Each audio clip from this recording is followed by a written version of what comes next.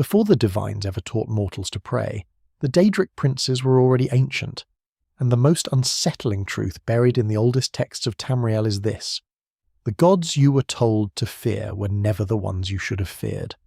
The ones who gave you permission to fear them, those are the ones who wrote history. Let your breathing slow now.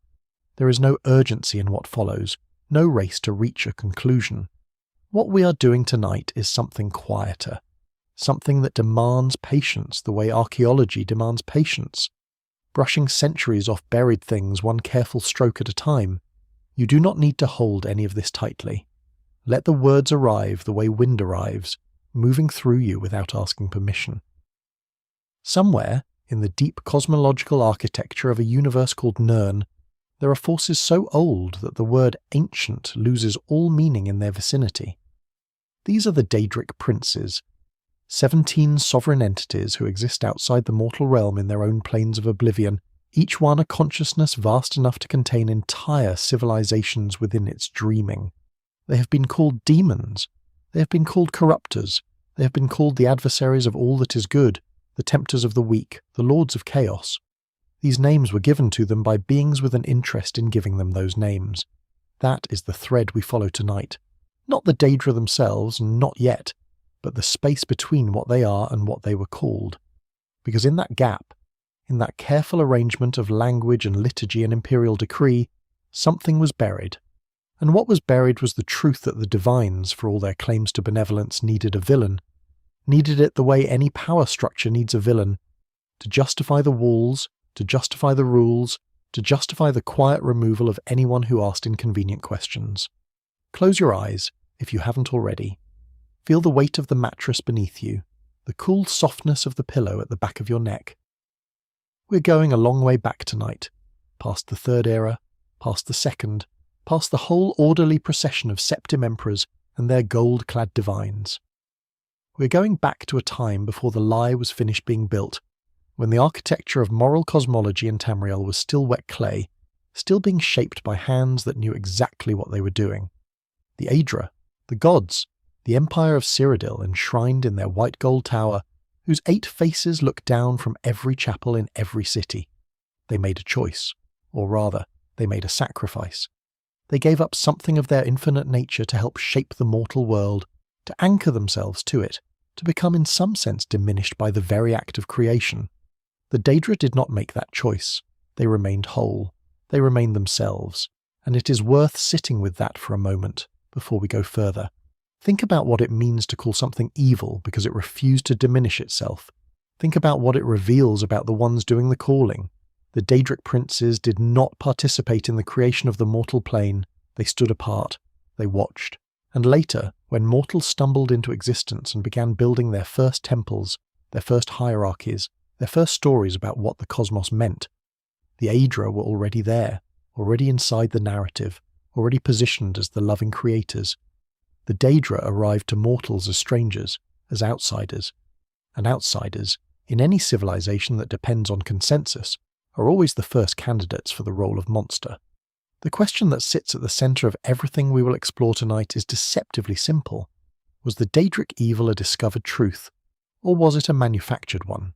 Were these ancient sovereign intelligences genuinely malevolent, or were they complex? Were they morally ambiguous? Were they in some cases genuinely generous, and simply reframed as malevolent because their existence threatened a very specific arrangement of power? The answer, as it almost always is when you dig beneath the surface of any empire's theology, is uncomfortable. The answer is, it depends on who is writing the book. There are 17 Daedric Princes, and in the texts that survive the various purgings of Tamriel's libraries, the Mages' Guild censures, the Tribunal's careful management of Dunmer knowledge, the Alessian Order's systematic elimination of inconvenient cosmological perspectives, there are fragments, whispers, contradictions.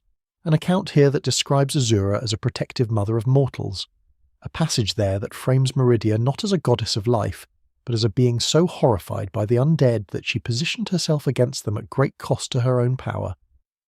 A letter, unsigned, that describes Sheogorath not as the Prince of Madness, but as the only sovereign honest enough to admit that consciousness itself is fundamentally unstable. These fragments do not come to us clean. They come draped in the agenda of whoever copied them, whoever failed to burn them, whoever left them in an archive the next dynasty didn't know to search. But they come, and tonight we will hold them up to the light one by one and look at what they reveal, not to rehabilitate monsters, not to excuse the genuine cruelties some Daedric cults committed under the influence of their patrons' darker aspects, but to ask the honest question that the Empire of Tamriel never permitted its citizens to ask freely. What if the story was written by the ones who needed it most? The fire in the hearth is low now. Outside, the kind of deep quiet has settled that only comes in the smallest hours, when the world stops performing itself and simply rests. We're going to rest too in our own way, letting the history move through us, letting the old arguments settle around us like dust. There is no urgency. The Daedric Princes have been waiting for mortals to ask the right questions for thousands of years. They can wait a little longer while you find your breath.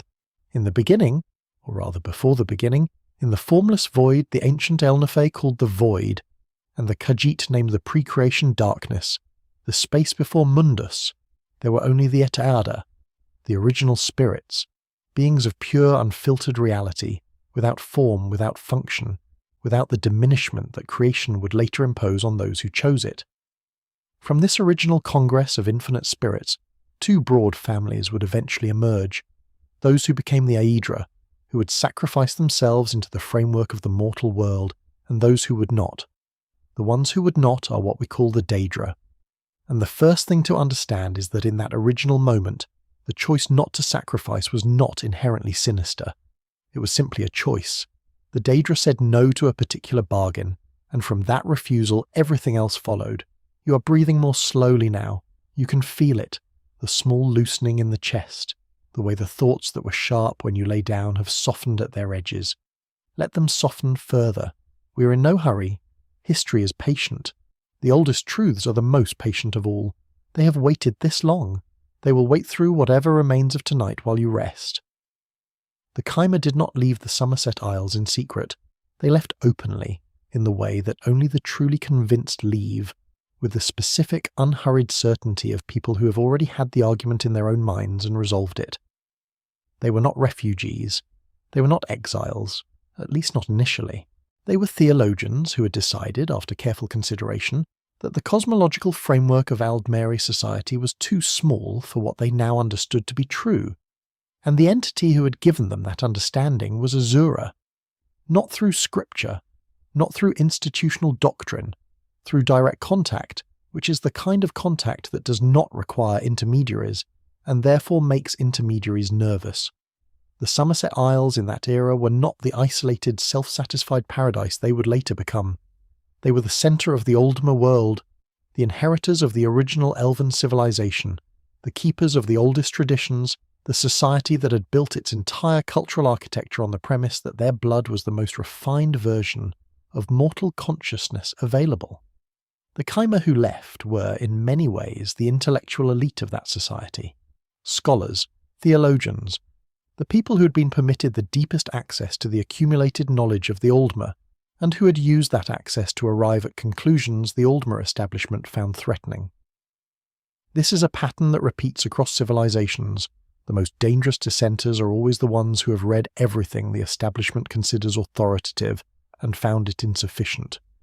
Boethiah's call to them, the divine summons that initiated the migration into what would become Morrowind, was not a promise of comfort. It was not the kind of divine offer that says, "Follow me, and you will be safe and prosperous and protected from the worst of what existence contains." It was a more demanding proposition. "Follow me, and you will know the truth about what you are and what the world requires of you, and you will have to be strong enough to do something with that knowledge." Many people, given that offer, would decline. The Chimer accepted it, and what they built in Restain, in the ash-dusted land that Boethiah had pointed them toward, was extraordinary. A civilization of genuine intellectual and artistic accomplishment, shaped by the particular kind of clarity that comes from choosing difficulty over comfort, and knowing why you chose it. The Velothi traditions that structured early Chimer society were not a religion in the sense the Imperial Chapel would later use the word. They were a set of practices, of pilgrimage, of contemplation, of direct engagement with the cosmological forces that the Chimer acknowledged. designed to produce a particular quality of person, not a submissive person, not a person shaped by the requirements of an institutional theology, a person capable of standing in the full presence of what the cosmos contains and not flinching. Azura valued that. Boethiah required it. Mephala, the third of the original three Chimer Daedra, wove it into the social fabric of the culture through the particular teachings about the hidden connections between all things that her followers maintained. The Chimer were not a soft civilization. They were a civilization shaped by the belief that the truth, however uncomfortable, was always preferable to the comfortable alternative. The Psijic Order, who predate the Mages Guild by centuries and who have maintained their island of Artium in a state of careful isolation from the ordinary flow of Tamrielic institutional politics, possess documents about the Daedric Princes that no Imperial archive has ever been granted access to. Their internal position on the Daedra, what the Order actually teaches its members about the nature and the history of the Princes, is not publicly known. What is known is that Psijic monks, when they encounter Daedric phenomena in the course of their work, do not respond with the reflexive suppression that the Imperial theological tradition mandates. They observe, they record, they engage with what they find with the same careful attention they give every other cosmological phenomenon. This is not nothing. An organization as old and as careful as the Psijic Order does not maintain a posture of calm observation towards something that is simply and straightforwardly evil. The posture of the Psijic Order toward the Daedra is the posture of people who know the full history and have decided that the full history is more complicated than the official version. The traveller who walks the roads of Tamriel at night, the merchant between cities, the pilgrim between shrines, the soldier between postings, has always known that the crossroads at midnight are a different kind of place than the crossroads at noon. Not dangerous necessarily, not safe necessarily, simply different. The quality of attention available at the midnight crossroads is not the attention of the daytime world, the carefully managed, institutionally approved, theologically categorized attention of the world the Empire built. It is older than that. It is the attention that predates the Empire's definitions and will persist after them. The Daedric prince most associated with the crossroads, and with the particular quality of attention available there, does not demand tribute or conversion. What the crossroads offer is simply the possibility of honest encounter, of meeting the full range of what the cosmos contains, without the filter of what the current era's dominant institution has decided you are allowed to experience. The midnight road is always open. Whether to take it is, as it has always been, entirely your own decision. Here is the micro-hook that most scholars of Tamrielic theology refuse to address. Molag Bal, the prince most universally associated with cruelty and domination, created the first vampire, and in doing so, accidentally gave mortals one of their most enduring metaphors for resisting the predatory state. The thing the Empire feared most about Molag Bal was not his cruelty. It was that his cruelty was honest about what power does. Settle into the quiet for a moment. Let the muscles in your shoulders release. Notice how they have been bracing without permission. The small unconscious preparation for a world that requires effort. There is no effort required here. The history does the moving. You simply receive it. Let your jaw unclench. Let your hands lie open. To understand what the Daedric Princes actually are, before the mythology accumulated around them, you have to strip away the imperial framing and look at the raw cosmological description preserved in texts the Mages Guild never fully suppressed. The Daedric Princes are, at their deepest level, sovereign aspects of reality. Each one is not merely a powerful being who likes a particular thing. Each one is, in some fundamental philosophical sense, a living embodiment of a principle, a concept given consciousness, scale, and a plane of existence in which to fully express itself. Azura is not merely a goddess who cares about dusk and dawn. Azura is the living principle of transition, the irreversible moment between what was and what will be, the hinge point of change that mortals feel at every threshold of their lives. When you stand at the edge of a decision you cannot unmake, when the last light before night touches the horizon and you know the day is truly finished, you are in Azura's domain. Not because she claims it, because she is it. Meridia is not merely a goddess of life who dislikes the undead. Meridia is the living principle of vital light, of consciousness animating matter, of the spark that separates the living from the unliving. Her hatred of undeath is not a personality quirk. It is an ontological incompatibility. The undead are, in a very literal cosmological sense, an offence against the fundamental architecture of what Meridia embodies. She opposes them the way silence opposes sound, not from preference, but from definition. Nocturnal is not merely a mysterious goddess of shadows and thieves. Nocturnal is the living principle of the unseen, of potential, of everything that exists in the state before it is defined, before it is known, before the act of observation collapses the infinite into the specific. The thieves who follow her do not worship darkness because they are wicked. They follow darkness because darkness is the only state in which something has not yet been claimed by anyone.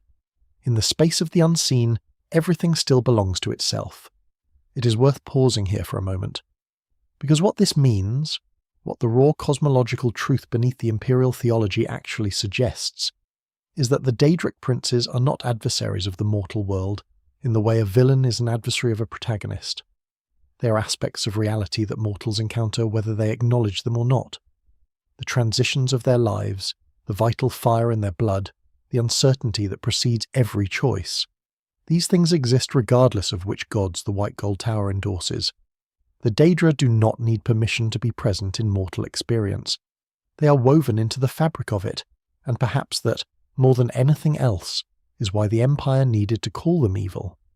Because if the Daedra are woven into mortal experience, if Azura lives in every threshold, and Nocturnal in every unseen potential, and Meridia in every breath, then worshipping them is not a corruption of proper religious feeling. It is, in a certain reading, the most honest possible response to what actually exists. And an empire built on centralized theological authority cannot afford that honesty. An empire that tells its citizens there are 8 approved gods and 17 unapproved ones cannot then admit that the 17 unapproved ones are stitched into the lining of consciousness itself. The Chimer understood this. Before they became the Dunmer, before the transformation and the tribunal and the elaborate internal mythology the Dark Elves built to justify their particular arrangement of power, the Chimer followed the Daedra openly. They were the people of the Daedra. They travelled from the Somerset Isles into the land that would become Morrowind, precisely because they were willing to acknowledge the full range of cosmological reality, including the parts that Aldmeri society was increasingly unwilling to discuss. They did not think of themselves as devil worshippers. They thought of themselves as honest. Boethiah, who called them to that journey, is described in modern imperial texts as the prince of deceit, of betrayal, of unlawful overthrow, of the seductive argument that any rule can be broken if the self is strong enough, and that framing is not entirely wrong. But it is incomplete in a way that matters enormously. Boethiah is also the living principle of the test that reveals true strength. Every story about Boethiah that predates the imperial theological synthesis describes a figure who strips away false comfort, who creates situations of genuine adversity because Boethiah genuinely believes, that mortals who have never been truly tested are mortals who have never truly lived. The cruelty is real. So is the purpose. You're drifting now, perhaps. The thoughts are moving more slowly, arriving with more space between them. That is exactly right. There is nothing to hold on to here. No argument to win, no position to defend. The history is just the history, ancient and complicated and far older than any of our certainties about it. Let it rest around you like weather. Let it simply be the air of the room you're already in. What does it mean that the Daedric Princes are principles rather than personalities? It means they are consistent in a way that the mortal gods are not always. Azura, in every account across every era, is described in ways that cohere, a figure of beauty at the edges of things, who grieves for her followers, who warns them of betrayal before it arrives, who holds their memory after they're gone. There is no era in which Azura surprises you by being fundamentally different. She is the same because what she embodies does not change. Transitions happen, dusk falls, dawn returns, and in every account from Morrowind to the Somerset Isles, Azura is there at the edge of the light, watching over the ones who called on her. This consistency is philosophically significant. The Daedra, in contrast, often behave in ways that are difficult to reconcile across eras. Lorkhan's nature is debated for millennia, Talos's divinity is politically contested, the Tribunal's gods are revealed to have been mortal all along. The Daedra do not suffer this kind of historical revision. What they are is what they have always been. And in a cosmos as contested as Nirn's, that kind of ontological stability is actually quite rare. The fire in whatever room you're imagining has burned down to coals now. The light is warmer, more amber, less assertive. Outside the window, wherever the window is in the landscape of your settling mind, the darkness is complete and friendly. Nothing moves out there except the wind, and the wind has no agenda. We have a long night ahead, and many more princes to consider. You can rest into it. There is no arrival point. There is just the slow, patient unfolding of something very old, and your own breath moving in the same rhythm it always has, the one that requires nothing from you at all. Malakath offers a useful window into how the principle as entity model functions, even in its most severe form. Malakath is the Daedric Prince of the Orcs, or more precisely the Daedric Prince of those who are cast out, who are excluded, who find themselves on the wrong side of every wall that civilization builds to define itself. His theology is not gentle, it does not offer consolation or the promise of eventual acceptance. It offers something considerably more austere, the acknowledgement that the excluded exist, that their existence has weight, that there is a power in the cosmos which witnesses their exclusion, and does not pretend it is anything other than what it is. To the Orcs, who had been driven across the face of Tamriel for millennia by populations who found their appearance threatening and their culture foreign, this acknowledgement was not a small thing. It was, in the absence of any other divine recognition of their worth, everything. The Code of Malakath, the legal and ethical framework that governs Orcish strongholds, is sometimes cited by Imperial scholars as evidence of a primitive legal system, a crude code of violence masquerading as justice. This reading requires considerable ignorance of the actual document. The Code of Malakath is a set of agreements about what obligation means in the context of a community that has been given no external legal protection. It requires the strong to be answerable to the community they live within. It requires that grievances be addressed rather than suppressed. It requires honesty about what each person owes to every other person in the stronghold, and honesty about what happens when that debt is not honoured. It is, in its essential structure, a legal code built on the principle that the strong are accountable, which is more than can be said for a significant portion of the legal systems maintained by the civilizations that dismissed Malakath as a primitive entity.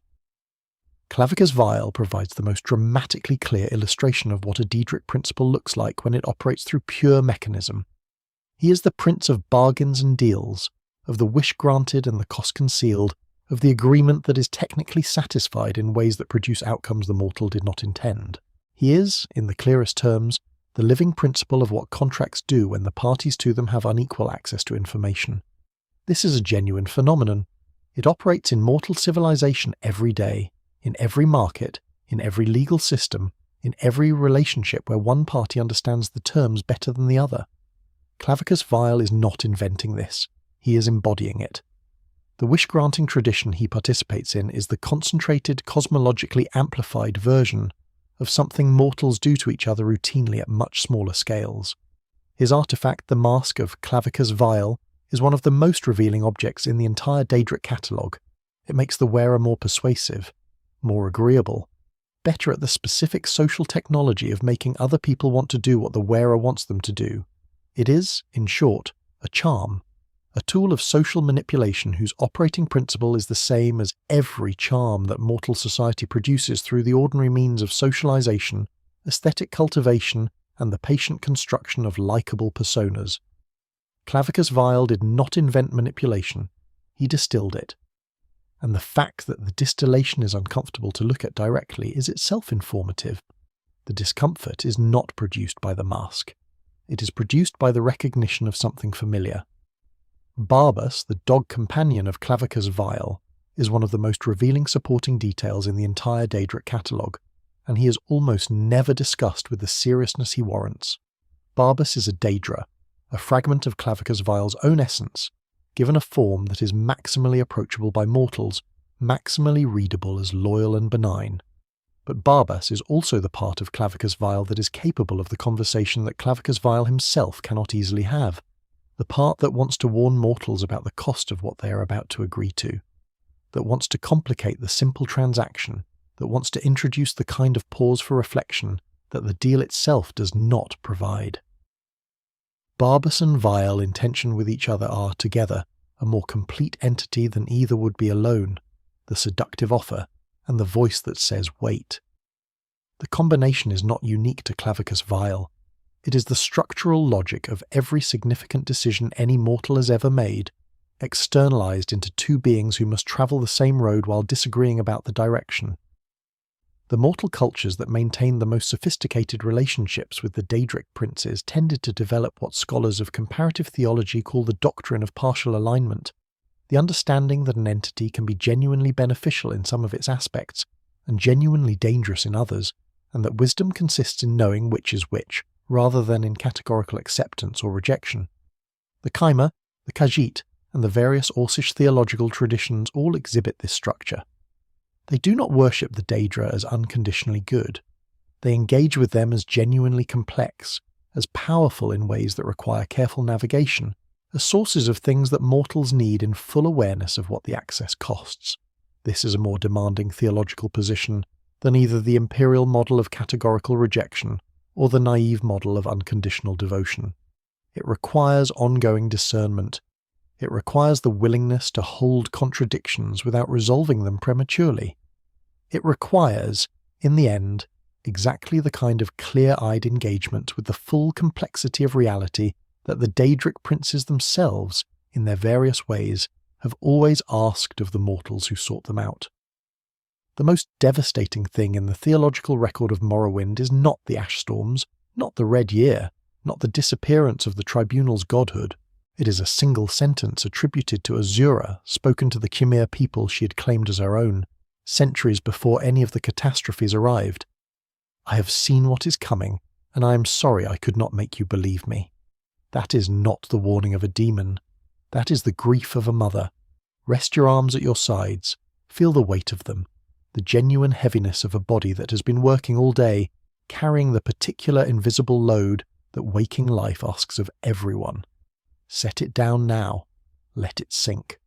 You are horizontal, and the world is vertical, and that simple geometric difference is permission enough to release everything you have been maintaining since morning.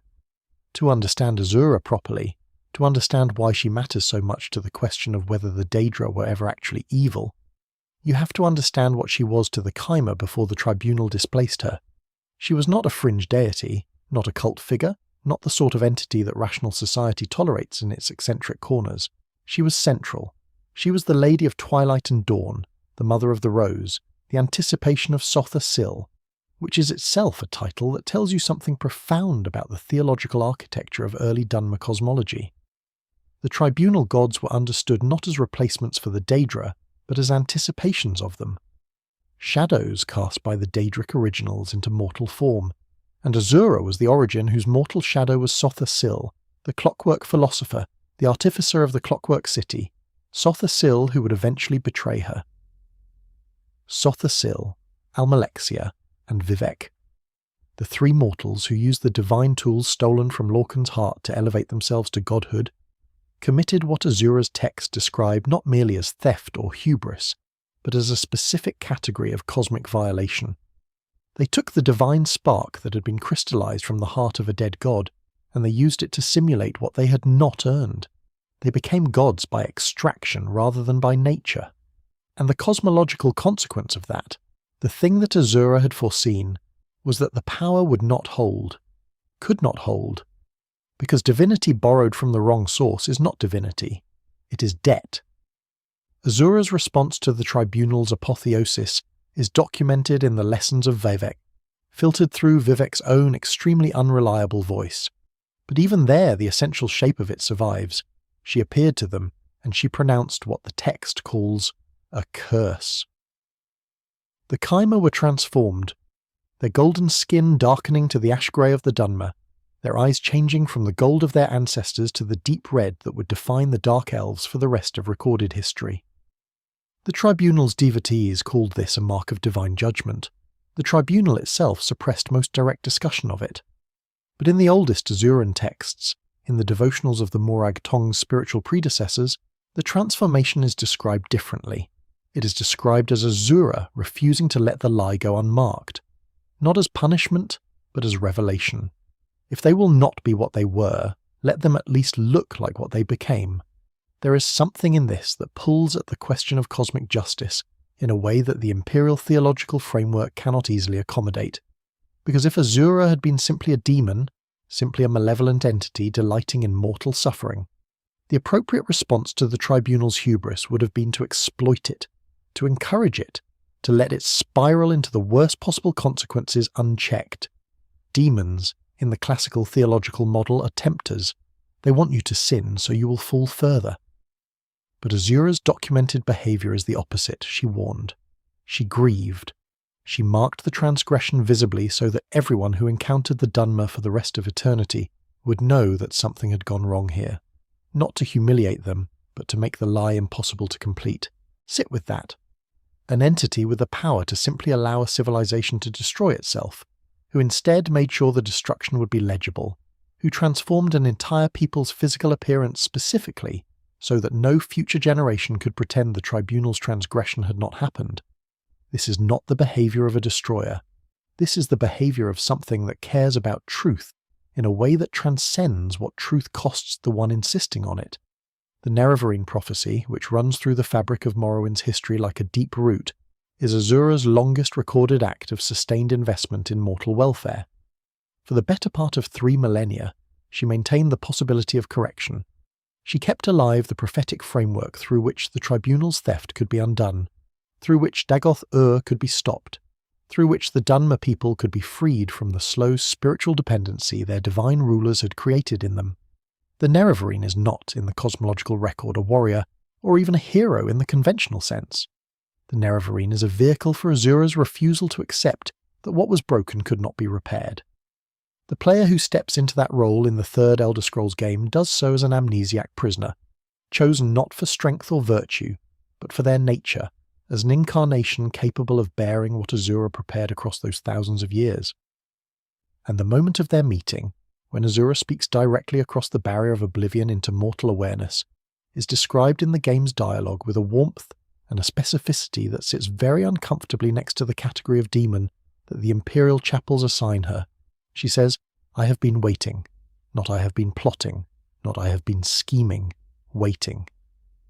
With the patience of an entity who knows the difference between an ending and a delay, by the time of the 4th era, after the Red Year, after Vardenfell's volcanic destruction, after the tribunal was finally gone, the Dunmer who survived the diaspora rebuilt their relationship with the old faith. The great houses scattered across Morrowind and Solstheim and the neighbouring human lands, and in that scattering, the 3-god structure of tribunal worship could no longer be maintained. What replaced it quietly in the ash-dusted refugee camps and the temporary temples built from salvaged stone was the old faith, Azura, Boethiah, Mephala, the 3 Daedra who had been the heart of Chimer religious life before the tribunal ever rose.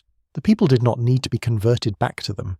They came back on their own, because the tribunal, in the end, had not been able to make them forget what they actually felt in the presence of the original powers. And what they felt, what the devotionals describe across hundreds of years of Azuran worship, from the earliest Chimer records to the fragmentary post-diaspora texts, is something that does not read like the terror appropriate to a demon. It reads like love, a complicated love, laced with grief, laced with the particular ache that comes from being truly seen by something vast. Azura's followers were not cowering suppliants. They were witnesses, people who had stood at the edge of twilight and felt the enormous patient attention of something that had chosen to notice them specifically. That is a different experience entirely from what the Imperial Chapels described when they talked about Daedric worship. And the gap between those two experiences is exactly where the lie lived. Your breathing has settled into its own rhythm now, the one your body knows without being told. Each exhale a little longer than the inhale, each inhale a little cooler than it seems like it should be. The mind loosens in these moments, not into blankness, but into something softer than focus, something that can hold a contradiction without needing to resolve it. Azura as demon, Azura as mother, Azura as the entity who spent 3,000 years maintaining the hope of correction for a people who had largely forgotten her. These things can coexist in the same space. That coexistence is not confusion, it is honesty. And it is where we are going to rest for a while before the next passage opens and we move deeper still. The Nerevarine prophecy's structure is worth examining slowly, because it encodes something about Azura's relationship with mortal agency that is unusual even in the context of Daedric theology. The prophecy does not specify an individual, it specifies a pattern, a set of conditions that could be met by any number of people across any number of generations. The Nerevarine could have been many people. The tribunal's systematic persecution of potential Nerevarines, the historical record shows, killed a great many mortals who met enough of the conditions to be plausible candidates. Azura watched this happen, and she did not prevent it. She maintained the prophecy, adjusted its conditions for each era's specific requirements, and waited for the incarnation that would actually be able to complete what was necessary. There is a patience in this that is difficult to categorize as evil. An evil power would have escalated, would have exerted more direct pressure, would have forced outcomes, would have found some way to accelerate the process toward the conclusion it desired.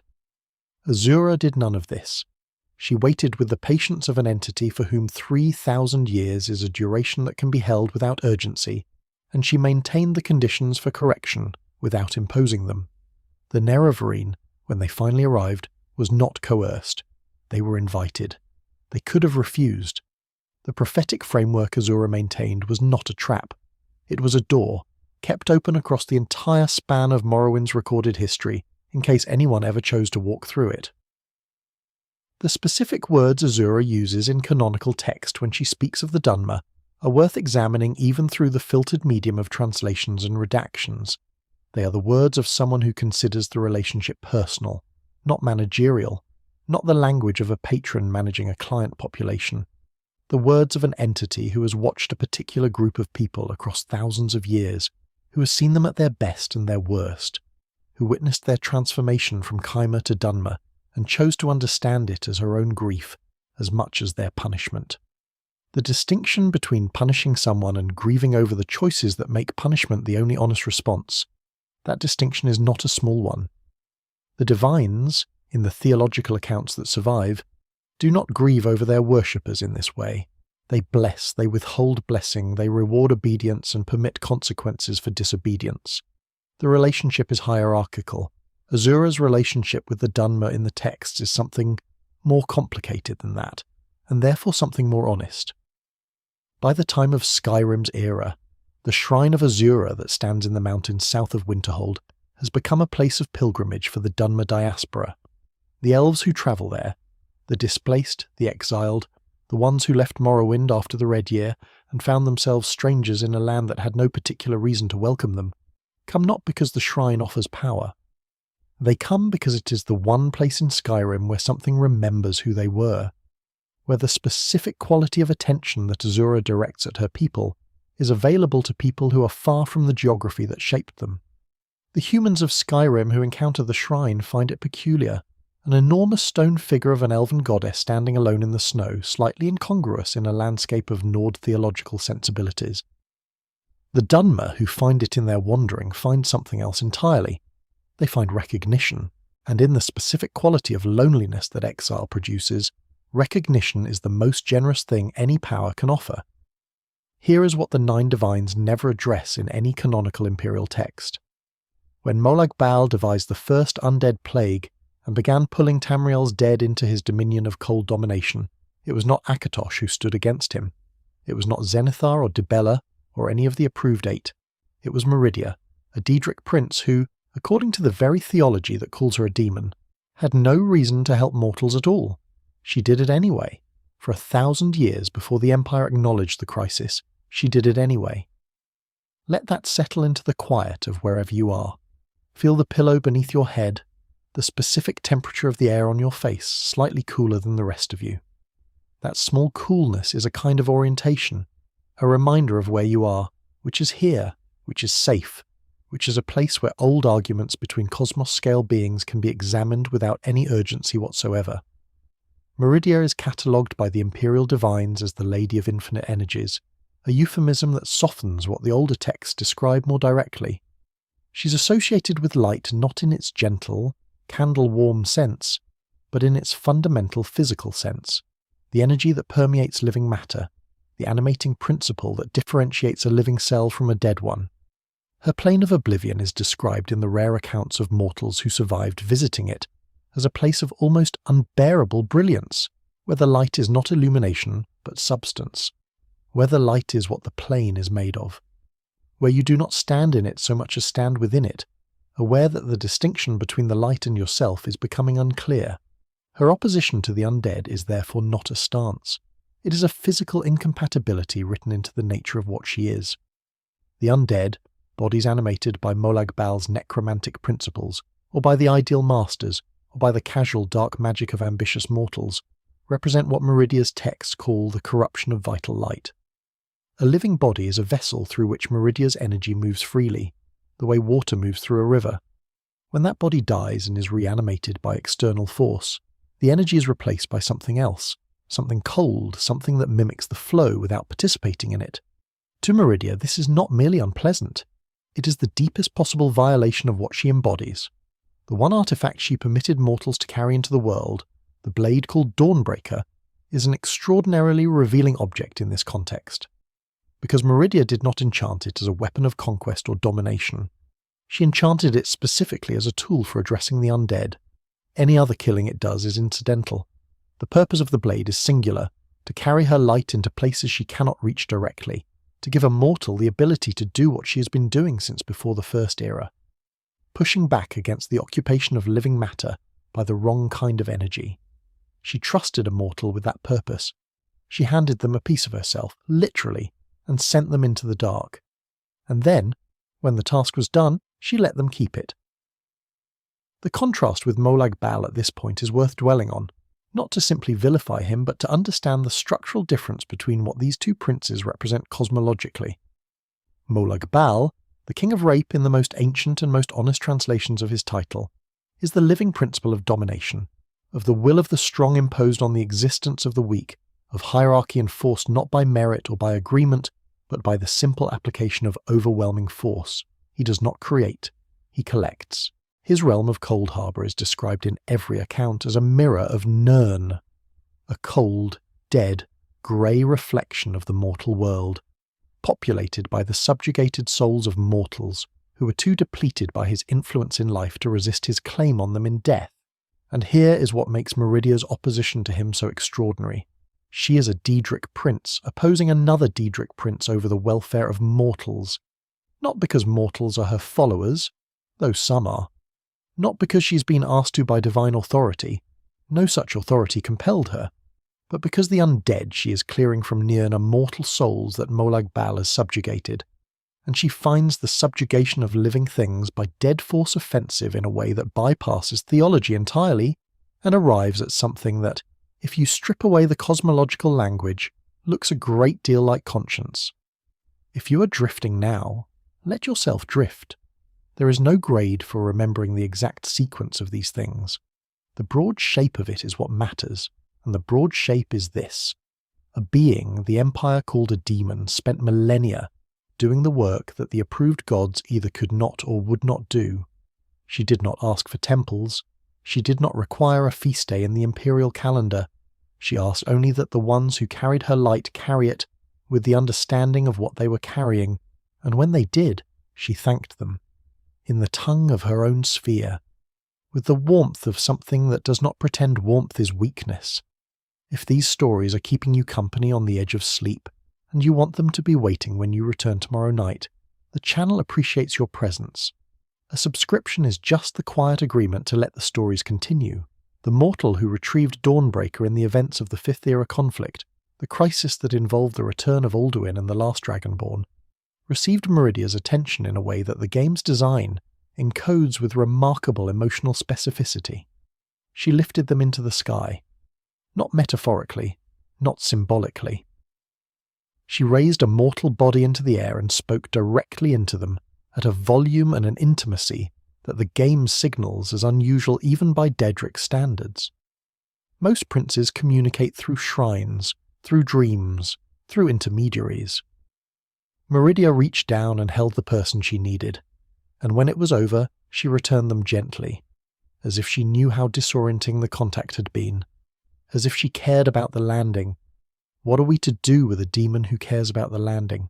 What category does that fit into? The Imperial Chapels do not provide one. The Alessian theology that preceded the Septim Empire certainly did not. The answer that the evidence suggests, if you allow yourself to follow it all the way to its conclusion, is that the category of demon is the wrong category. Not because Meridia is harmless, she is not. Her light destroys as readily as it illuminates. Not because she is uncomplicated, she is enormously complicated, and her relationship with mortal free will involves coercions of her own.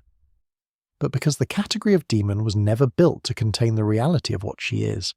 It was built to contain the threat of what she represents to an empire that needs you to have only one relationship with the divine. The light outside your window, if it is night, and it should be, is the particular blue-black of deep, quiet hours. Nothing moves in it. The stars are doing what stars do, which is to say nothing, which is to say everything, which is to say they are simply present and bright and indifferent to the arguments of mortal civilizations about which cosmic forces deserve worship and which deserve fear. Meridia's light is something like that. Not interested in whether you approve of it, simply there, simply working, simply opposed to the particular darkness that tries to fill the spaces that living things have left. The theological history of Meridia's position in Tamrielic cosmology follows a curve that is more revealing than most scholarly analyses acknowledge. In the earliest Aldmeri texts, before the Alessian Reformation, before the consolidation of the imperial theological taxonomy, Meridia appears not as a Daedric prince in the adversarial sense, but as something closer to a Magna G, one of the original spirits who fled the creation of Mundus and took up residence in the stars. The Magna G are not straightforwardly evil in any cosmological text.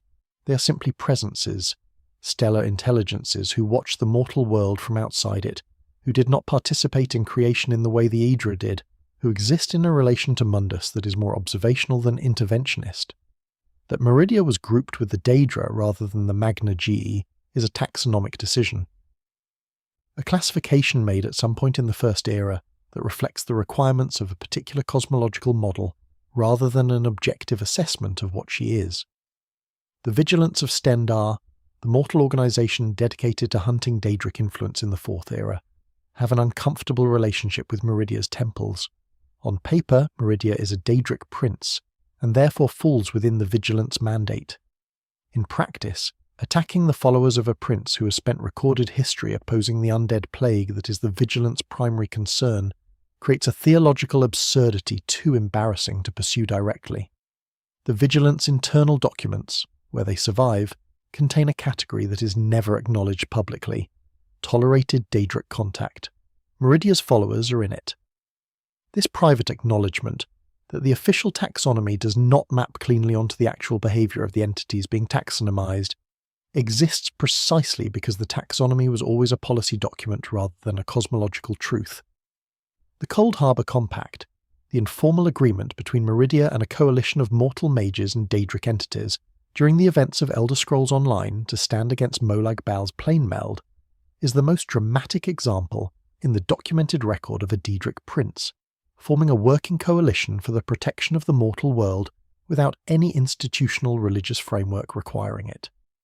Meridia did not join that coalition because she was told to. She joined because Molag Bal's attempt to merge Cold Harbour with Nirn was an existential offence against the very principle she embodies: vital energy, the animating light of living things, the cosmic property that Molag Bal was systematically extracting from the mortal plane and concentrating in his own. She acted because not acting was cosmologically intolerable. The goodness of the outcome, the preservation of mortal Nirn, was, from her perspective, a secondary consequence of something she would have done regardless of the outcome, because the outcome was in the nature of what she is. Sanguine, who governs the spheres of debauchery and revelry, and the particular pleasures the Empire's theology called sinful, is worth a brief examination as a counterpoint to Meridia's intensity. Where Meridia is the vital light taken to its absolute moral seriousness, Sanguine is the vital energy of life expressed as joy, as pleasure, as the simple mammalian satisfaction of being a body that can experience warmth and taste and the specific comfort of not being in pain. The Imperial Theology calls Sanguine a Daedric Prince of Sin. The accounts of his mortal followers describe something rather different, an entity who finds mortal existence genuinely delightful, who is more interested in a good dinner than in the manipulation of a soul, who grants his artifacts to mortals who seem to be having the best kind of time. The Sanguine Rose does not curse the mortal who wields it. It summons a Dremora for a brief period and then returns to dormancy. It is, as Daedric artifacts go, among the least dangerous and most generous. From Sanguine's perspective, the mortal world is a place of extraordinary sensory richness, and mortals who enjoy that richness are mortals who understand something important about the gift of embodiment. This is not, by any reasonable measure, a demonic philosophy. The oldest surviving Apocrypha scroll, recovered from a Histroot library in Black Marsh, and now catalogued in the Imperial City's restricted archive under a classification that means essentially we found this and do not know what to do with it, contains a single line attributed to Hermaeus Mora that has never appeared in any sanctioned theological text. The line reads, "I do not offer knowledge as a gift. I offer it as what it is. It has no opinion about you. Let your eyes close all the way if they haven't already. Feel the weight behind them, the small, particular heaviness of eyes that have been reading the world all day and are glad to stop. Let them rest in the dark. There is nothing to see here. There is only the voice, and the quiet, and the slow current of very old information moving through a space that has enough room for all of it. Hermaeus Mora is the Prince of Knowledge. That is the simple version. The more complete version is that Hermaeus Mora is the living principle of all knowledge. Not useful knowledge, not dangerous knowledge, not moral knowledge or immoral knowledge, but knowledge in its purest form, which is to say all knowledge simultaneously, which is to say the total record of everything that has ever happened, and everything that has ever been thought, and every secret that any being in the history of Nirn has tried to keep. His realm of Apocrypha is the physical manifestation of this totality, an infinite library, or rather an infinite archive, the distinction being important because a library implies curation, and Apocrypha implies none. Everything is there, the location of every lost child in every era, the name of every betrayer, the private grief of every scholar who ever burned their own notes because the conclusion they were reaching was too dangerous to preserve. The horror that surrounds Hermaeus Mora in the popular imagination comes from this totality. An entity that knows everything is an entity that knows your worst moment, the one you have never told anyone, the one that visits you in the wrong kind of darkness. And yes, Hermaeus Mora knows that moment. He knows it completely, with perfect recall, filed in an archive whose indexing system no mortal has ever fully understood. What is less discussed, but equally true, is that he keeps it there and does not use it. Hermaeus Mora is, in the entire cosmological record, one of the very few Daedric princes who does not manipulate his followers for outcomes he desires. He gives them knowledge. He receives knowledge from them. The transaction is almost perfectly symmetric. You bring him a secret. He gives you access to deeper ones. There is no agenda underneath the exchange. There is only the archive, growing. This is genuinely disorienting from the perspective of any theological framework that requires Daedric princes to be tempters.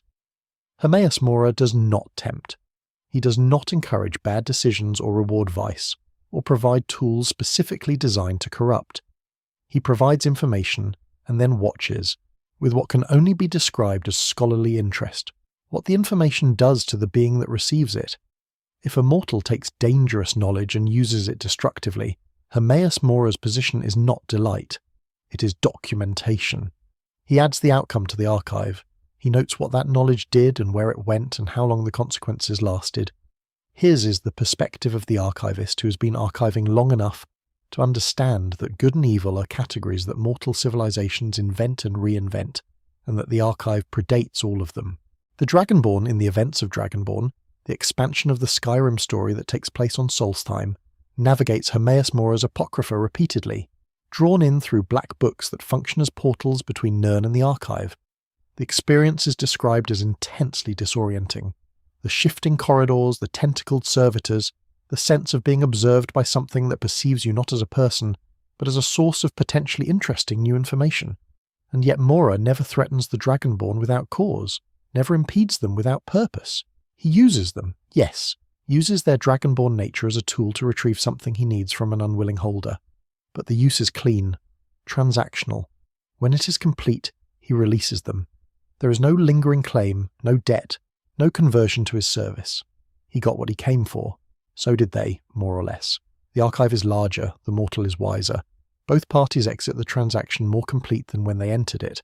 Compare this to the behaviour of any number of allegedly benevolent divine figures in Tamrielic history, and the comparison does not favour the approved gods as neatly as the Imperial Chapels might prefer. The divines who participated in the Aurbic Compact gave mortals a world. Yes, they also gave mortals a world with death baked into it, with suffering engineered as a feature, with the specific kind of spiritual dependency that requires a priestly class to mediate the relationship between the worshipper and the divine. Hermaeus Mora requires no priests, requires no temples, no tithing, no regular acts of faith. He requires only honesty about the desire for knowledge and a willingness to pay for it in kind. This is, in many respects, the most democratic theological arrangement in the entirety of Tamrielic cosmology. Nocturnal occupies a related but distinct philosophical space, where Hermaeus Mora is the totality of what is known, Nocturnal is the totality of what is not. She is the Lady of Shadows, the original darkness, the elder spirit from whom the Daedra and perhaps the Aedra themselves descended, at least according to the most extreme Nightingale theological documents, which make a claim that even dedicated nocturnal scholars describe as difficult to substantiate but impossible to entirely dismiss. In these documents, Nocturnal is not one of the Daedric Princes. She is their origin. She is the darkness that preceded the Aeeda. She is what existed before the cosmic congress of original spirits that eventually produced the gods, the Daedra, the mortal world and everything in it. She is the oldest possible thing, which is to say she's not a thing at all, but the condition in which things become possible. The nightingales who serve her, the thieves who take a peculiar oath in the chambers beneath Riften's Thieves' Guild, binding themselves to her service in exchange for extraordinary ability, describe the relationship as paradoxical in precisely the way you would expect from a prince of potential and shadow. She does not actively govern them. She does not send instructions or demand tribute. She simply is present, in the way that the dark is present, and in that presence she provides something that the Nightingale documents call luck, which the documents define not as random fortune but as access to the state of predefinition, the moment before the universe has decided what something is, in which all outcomes are still available.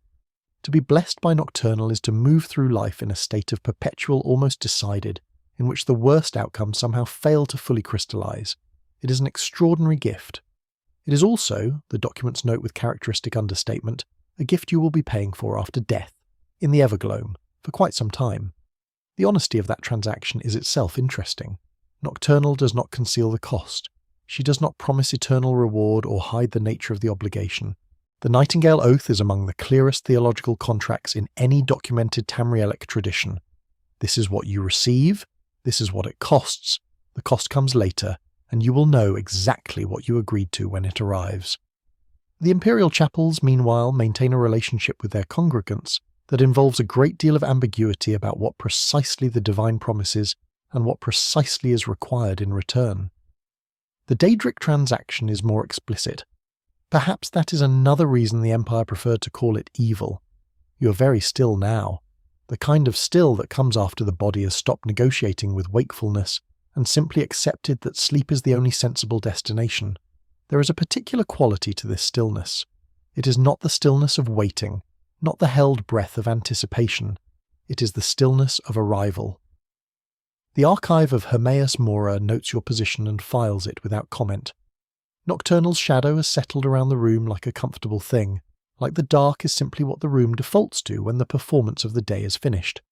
Both are fine with what you are doing, both are simply present, which, in the end, is all they ever were. The black books that serve as portals to Apocrypha are not merely convenient narrative devices in the Elder Scrolls mythology. They are an expression of Hermaeus Mora's cosmological position, articulated in physical form.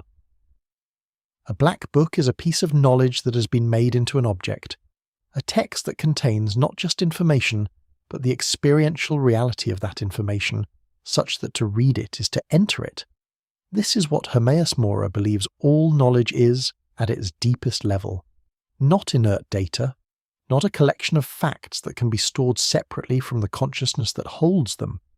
Knowledge, in Mora's theology, is a living thing. It changes the container. It makes a different person out of the person who receives it. And the Black Book is simply this truth expressed with the directness that only a Daedric prince can manage, by making it impossible to acquire the knowledge without also experiencing what acquiring it does to you. The Skald of Solstheim have a relationship with Hermaeus Mora that is among the most interesting documented cases of Daedric interaction in the historical record, precisely because the Skald did not choose it. The knowledge that Mora wanted from them, the knowledge of the Allmaker stones, the specific understanding of Isgrim or Era Nord magic that had been preserved in their tradition, was not freely offered. It was extracted in the events surrounding the return of Miraak through a combination of coercion and negotiation that left the Skald no comfortable options. And yet the outcome of that extraction, the completion of the exchange, was not the destruction of Skald culture. It was its preservation. Hermaeus Mora got what he wanted, and the Skald kept their freedom, their stones, their connection to the Allmaker. The transaction was not benevolent. It was coercive, but it was also complete. No lingering claim, no ongoing extraction, no debt that could never be fully repaid. This is, again, more honest than a great deal of what mortal institutions have done to the same peoples under the name of civilization. Vaermina, the Prince of Dreams and Nightmares, occupies the most intimate of all Daedric territories. She is the sovereign of the space that every mortal enters every night, the dreaming state, the place where the waking mind's careful editorial control is suspended, and whatever is actually in the unconscious rises to the surface and takes form. Her realm of quagmire is described as a place of ceaselessly shifting nightmare architecture, where the dream logic of anxiety and unresolved memory is made physically real. This is genuinely disturbing to encounter. It is also the description of what dreams actually are, made external and given form. Vaermina did not create nightmares. She inhabits the territory that nightmares already occupied. She's the prince of that space because that space existed before she named it. The deep architecture of mortal consciousness has always produced night fears, has always turned grief and guilt and unresolved fear into images that visit the sleeping mind without permission. Vaermina is the awareness of that territory, made sovereign, and the question of whether that sovereignty is malevolent or simply uncomfortable is the same question that applies to every other aspect of the cosmos that the mortal mind would prefer not to acknowledge as part of itself, the skull of corruption. Vaermina's primary artifact in the mortal record copies the dreams of mortals who sleep near it and uses those copies to generate creatures, dream walkers made of stolen sleeping. This is extraordinary on its face, but what it actually demonstrates is that Vaermina understands something about the content of mortal dreams that the mortals themselves may not fully acknowledge. Dreams are generative. They produce material. The sleeping mind is not a passive recipient of random neural noise. It is an active creator of narrative, of emotional experience, of scenarios that process what the waking mind cannot afford to process in daylight. Vaermina simply takes that generative capacity seriously. She treats the dream material of a sleeping mortal as the thing of value it actually is, and uses it accordingly. The discomfort this produces is the discomfort of having something you considered private, treated as exactly as significant as it is. Before the first emperor sat the throne of Cyrodiil, before the White Gold Tower was built, before the Alessian doctrines codified which gods were safe to acknowledge, a Daedric prince appeared to a group of Chimer dissidents fleeing religious persecution and told them something no god in the officially approved theological canon has ever said plainly to mortals. The strongest among you will lead, and the strongest is not always the most virtuous, and knowing this is better than not knowing it. That prince was Boethiah, and what she offered was not corruption. It was clarity. There is no urgency in your body right now. Let that be true. The breath moves in without effort, moves out without thought. The space between each breath is very quiet, very complete. You do not need to fill it. It fills itself with the particular peace that comes when the body finally stops pretending it might still do something with this night.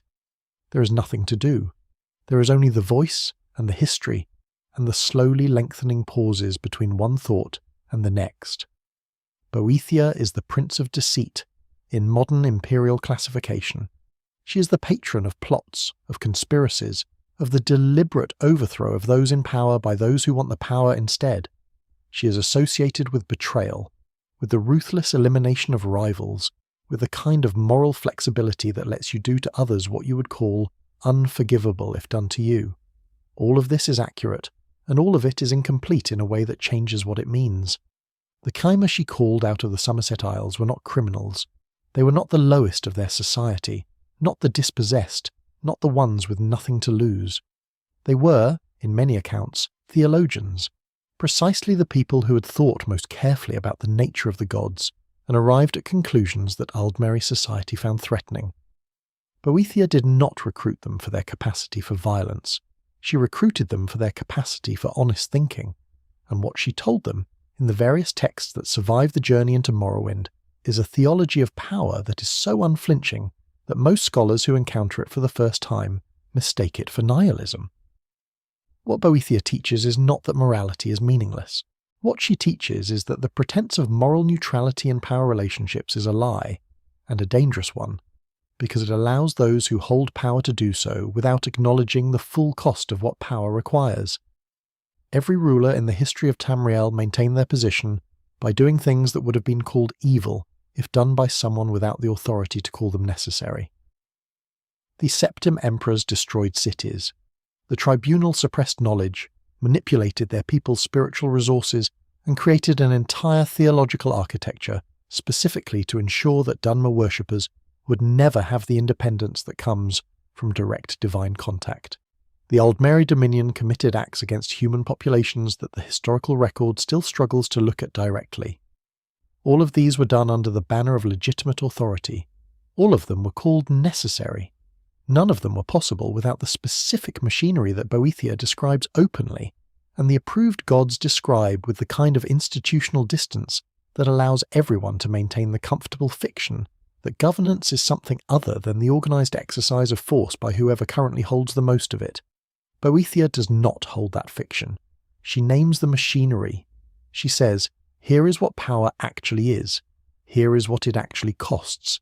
Here is what you will actually have to be willing to do if you want it. And she says it not to encourage atrocity, but because she genuinely believes, at the level of a cosmological principle, that a civilization built on the honest acknowledgement of these realities is more stable and more honest than one built on the pretense that power is bestowed by divine grace on the virtuous. She is not wrong. That is the uncomfortable thing. The historical record of Tamriel supports her theology more consistently than it supports the divines. The empires that collapsed most catastrophically were not the ones that were too openly brutal. They were the ones that had built elaborate moral justifications for their brutality and could not adapt when the justifications failed, because to adapt would require acknowledging that the justifications had never been entirely true.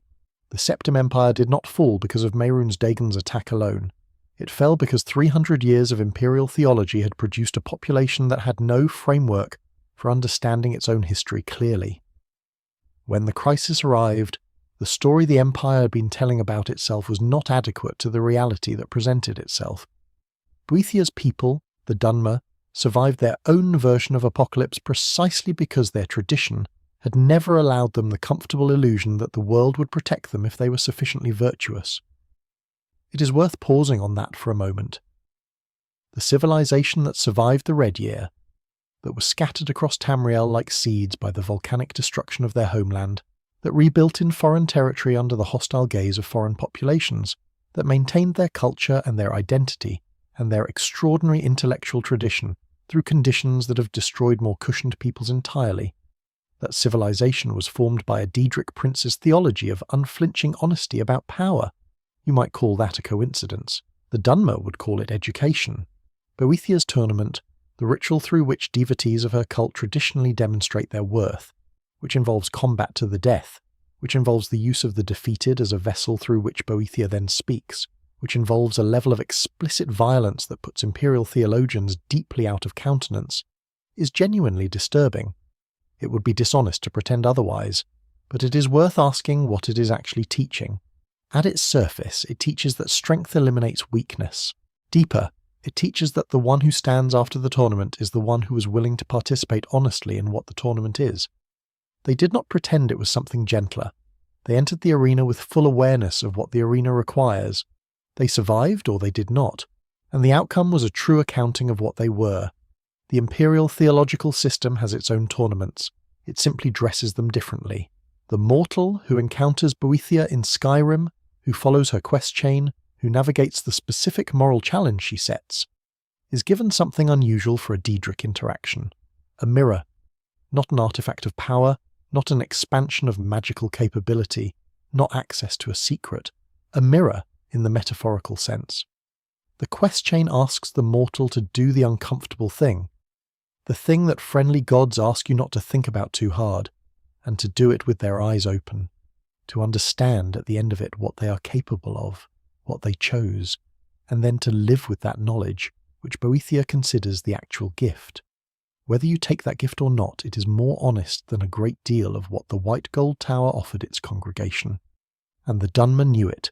In the deepest layers of Dunmer philosophical writing, in the House of Troubles literature, in the very framing of the three evil Daedra as a genuine religious necessity, there is an acknowledgement that Boethiah's lessons are necessary, because reality contains what Boethiah describes.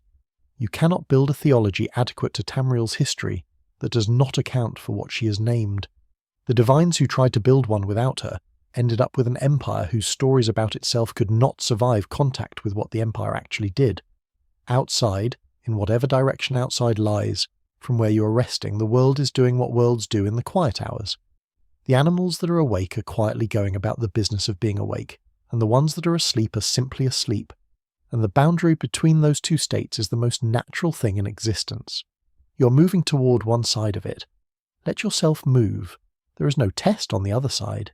There is only rest, and the specific mercy of a mind that has finally agreed to stop examining everything for the night.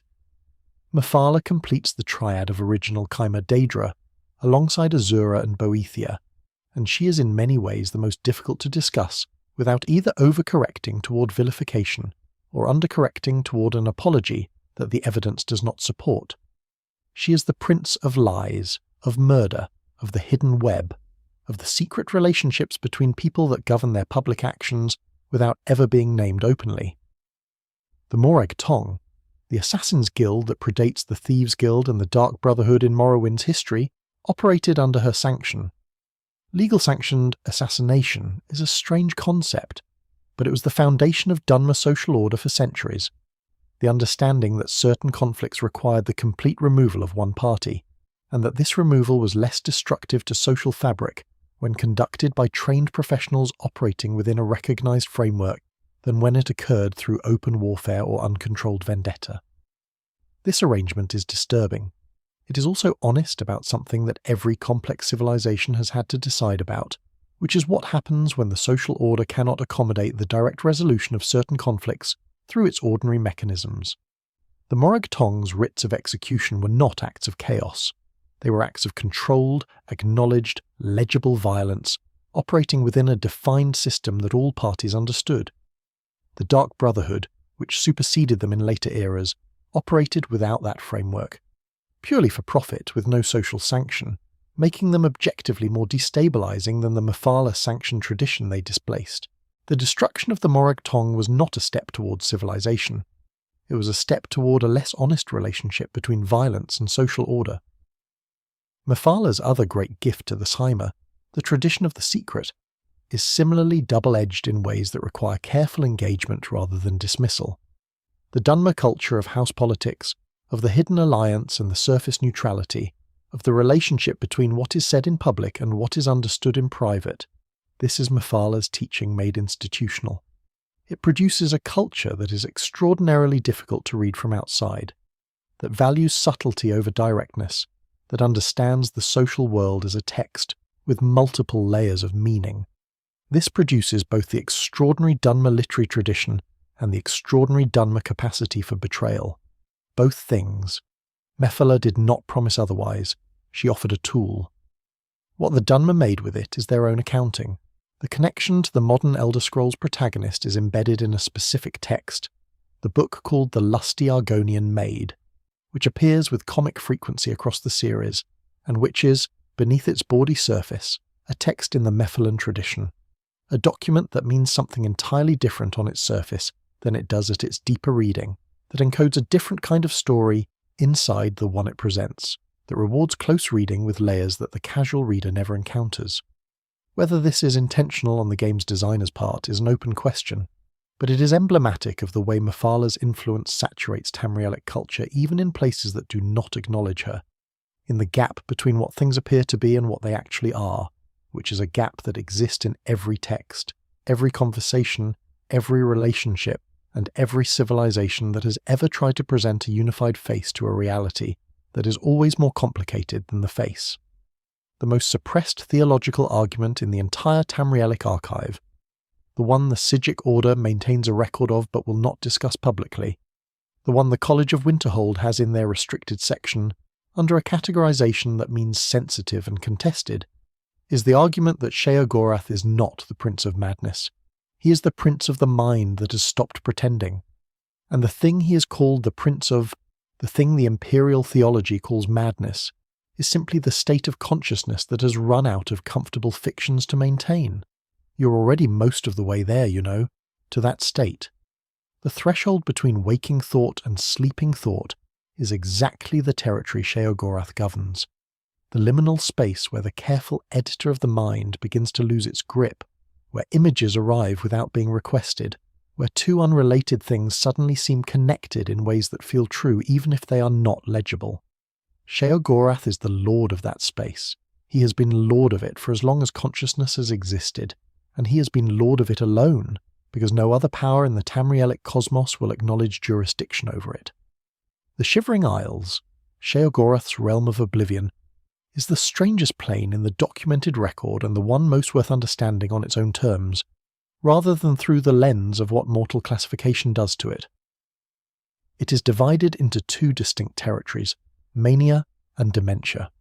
These names suggest chaos, suggest suffering, suggest exactly the kind of disordered environment you would expect from the Prince of Madness, and there is chaos and suffering in the Shivering Isles, but there is also art, there is music, there is the specific kind of innovation that only happens when the ordinary constraints of logical thinking have been suspended.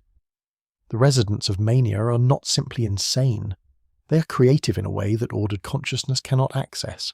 The residents of dementia are not simply suffering, they are honest about suffering in a way that ordered consciousness refuses to be. What Sheogorath has built, if you look at it with something other than a clinician's eye, is a realm in which every form of consciousness that mortal society considers dysfunctional is allowed to exist fully. The Shivering Isles does not cure its inhabitants.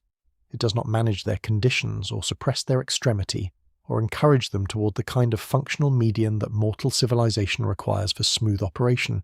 It simply, and this is the strange mercy at the heart of it, lets them be what they are, fully, without apology, without the specific cruelty of being told every day by the architecture of a world built for different minds that you are broken. Jigalag, who Sheogorath once was, is the Prince of Order, the embodiment of logical certainty taken to its absolute conclusion, which the other Daedric Princes found so threatening in its perfection that they collectively cursed him into the form of his opposite. The most ordered mind became the most disordered one, perfect logic became chaos. And in the event of the Grey March, the periodic destruction of the Shivering Isles by Jigalag's order at the conclusion of each era, you see the cosmological argument made explicit. Pure order, fully realized, does not produce harmony. It produces stasis. It produces the elimination of everything that cannot be perfectly categorized, which is to say, the elimination of everything that makes consciousness interesting. The Grey March is what happens when logic wins completely. Every building reduced to its simplest geometry. Every creature reduced to its essential function, every colour reduced to grey. It is clean, it is organised, it is unbearable. Sheogorath's existence, his madness, his chaos, his realm of contradictions and colour and bewildering non sequitur, is the counterweight to that. The champion of Cyrodiil who entered the Shivering Isles at the cusp of the Oblivion Crisis and became Sheogorath did not do so because they were corrupted or destroyed by exposure to a Daedric realm. They did so because Sheogorath's essence, the weight of all those accumulated eras of chaos, needed a vessel capable of carrying it forward into the next age. And the mortal who became the new Sheogorath found, in the accounts that survive, not horror, but something very much like clarity. The chaos from inside is not disorder. It is order that is too complex to be legible from outside. The gifts Sheogorath bestows on his mortal followers are famously unreliable. His artifact, the Wabbajack, is a staff that does whatever it does and does not promise to do the same thing twice.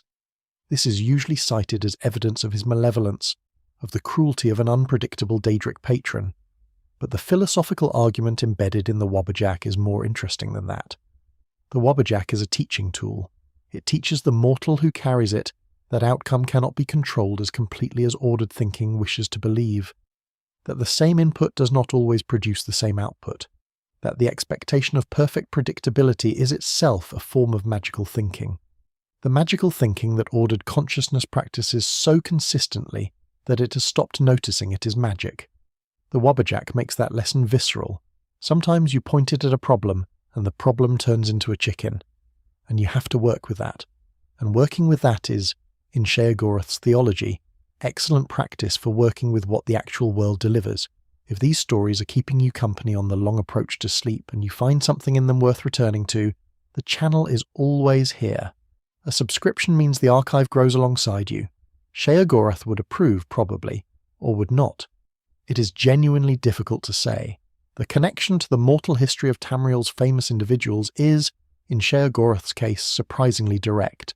Pelagius Septim III, who is remembered in Imperial history as Pelagius the Mad, the emperor whose erratic behaviour made him an acute embarrassment to the empire, and who was quietly removed from power by his family and confined until his death, was a devotee, in the unofficial sense, of Sheogorath, not in the way of a cultist or a ritual practitioner, in the way of a consciousness that had been shaped, perhaps from early life, by the particular cognitive territory that Sheogorath governs. And what Sheogorath did with that relationship, what he did after Pelagius's death, is one of the most genuinely poignant things in the entire Tamrielic theological record. He kept Pelagius's mind, not as a trophy, not as a prisoner, as a companion. The Shivering Isles, in the era following Pelagius's death, contained a version of the Emperor's mental landscape that Sheogorath preserved intact. When the Dragonborn entered it in the events of Skyrim, tasked with healing the mind of the dead Emperor, they found a Sheogorath who was playing, yes, performing his chaos with the performance quality of someone who's been doing it for a long time. But underneath the performance was the strange truth that the Prince of Madness had kept a dead human's inner life as a space he valued enough to maintain. The healing the Dragonborn accomplished was permitted by Sheogorath. He could have prevented it. He chose to allow the mortal mind to be made quieter, because he understood, perhaps better than any other prince, that a mind suffering is not the same thing as a mind experiencing the full range of consciousness. There is a difference between Sheogorath's madness and Pelagius's pain, and that Sheogorath knew the difference is not a small thing. The room around you has its own quiet kind of madness, if you listen carefully enough. The small sounds that have no obvious source, the way the light from somewhere creates shapes that are not quite shapes, the thoughts that arrive at the edge of sleep that would not be possible in the ordered middle of the day. These are not disturbances. They are the mind loosening its grip on the legible world. They are Sheogorath's territory, and it is entirely friendly. This is the space between waking and sleeping, that consciousness passes through every night without ceremony, without acknowledgement, as if it were nothing. It is not nothing. It is the hinge of the mind. And tonight, we pass through it slowly, with full attention, on the way to the place your body has been quietly navigating toward for the last hour. The Oblivion crisis that frames the events of Elder Scrolls IV is, among other things, a crisis of meaning. The Septim line has held for 4 centuries. The Dragonfires have burned for 4 centuries. The specific arrangement of divine support that made the Empire possible has been maintained through the specific ritual function of a specific bloodline for 4 centuries. And then, Martin Septim burns himself into the shape of a dragon to stop Mehrunes Dagon, and the Dragonfires go out and the line ends, and the apparatus that the entire theological structure was built to serve simply ceases to exist. What the Fourth Era is, in its essence, is the attempt of a civilization to keep functioning after the story it told about itself has run out of structural support. The divines, who are supposed to be the permanent foundation of that civilization, are notably less present in the Fourth Era than they were in the Third. The temples are quieter, the miracles are less frequent. The institutional relationship between mortal civilization and the approved divine is attenuating in ways that the records of the period document, with the uncomfortable honesty of people who do not quite know what to make of what they are seeing. Sheogorath in the Fourth Era is the champion of Cyrodiil, a mortal who accepted the mantle of a Daedric prince, and has been performing the role long enough that the distinction between performance and identity has become genuinely unclear. This is philosophically significant beyond the game's narrative. It suggests that the Daedric mantle, the cosmological principle that each prince embodies, is not biologically determined. It is not a position that can only be held by an original Aether. A mortal consciousness, given enough time and the right circumstances, can become a Daedric principle, can become the embodiment of madness, or of knowledge, or of inevitable destruction. The boundary between mortal and divine is therefore not absolute, it is a threshold. And what lies on the other side of it is not necessarily alien to what mortals already are. It is what they already are, taken to its cosmological extreme. Hermaeus, the huntsman, governs the sphere of the hunt, of predator and prey, of the eternal relationship between the thing that pursues and the thing that is pursued. He's associated with werewolves in the popular imagination, and the connection is not wrong, but it is incomplete. Hermaeus is not the lord of werewolves specifically.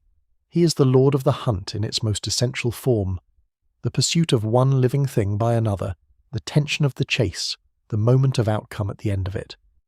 Werewolves in his service are simply mortals who have been given access to the most immediate possible experience of that principle, who carry inside them the capacity to be, for a time, the predatory consciousness fully expressed. The gift of Hermaeus is not a corruption of mortal nature. It is an amplification of something that was already in mortal nature. The predatory drive that domesticated civilization has worked hard to suppress and redirect, but which has never actually been removed.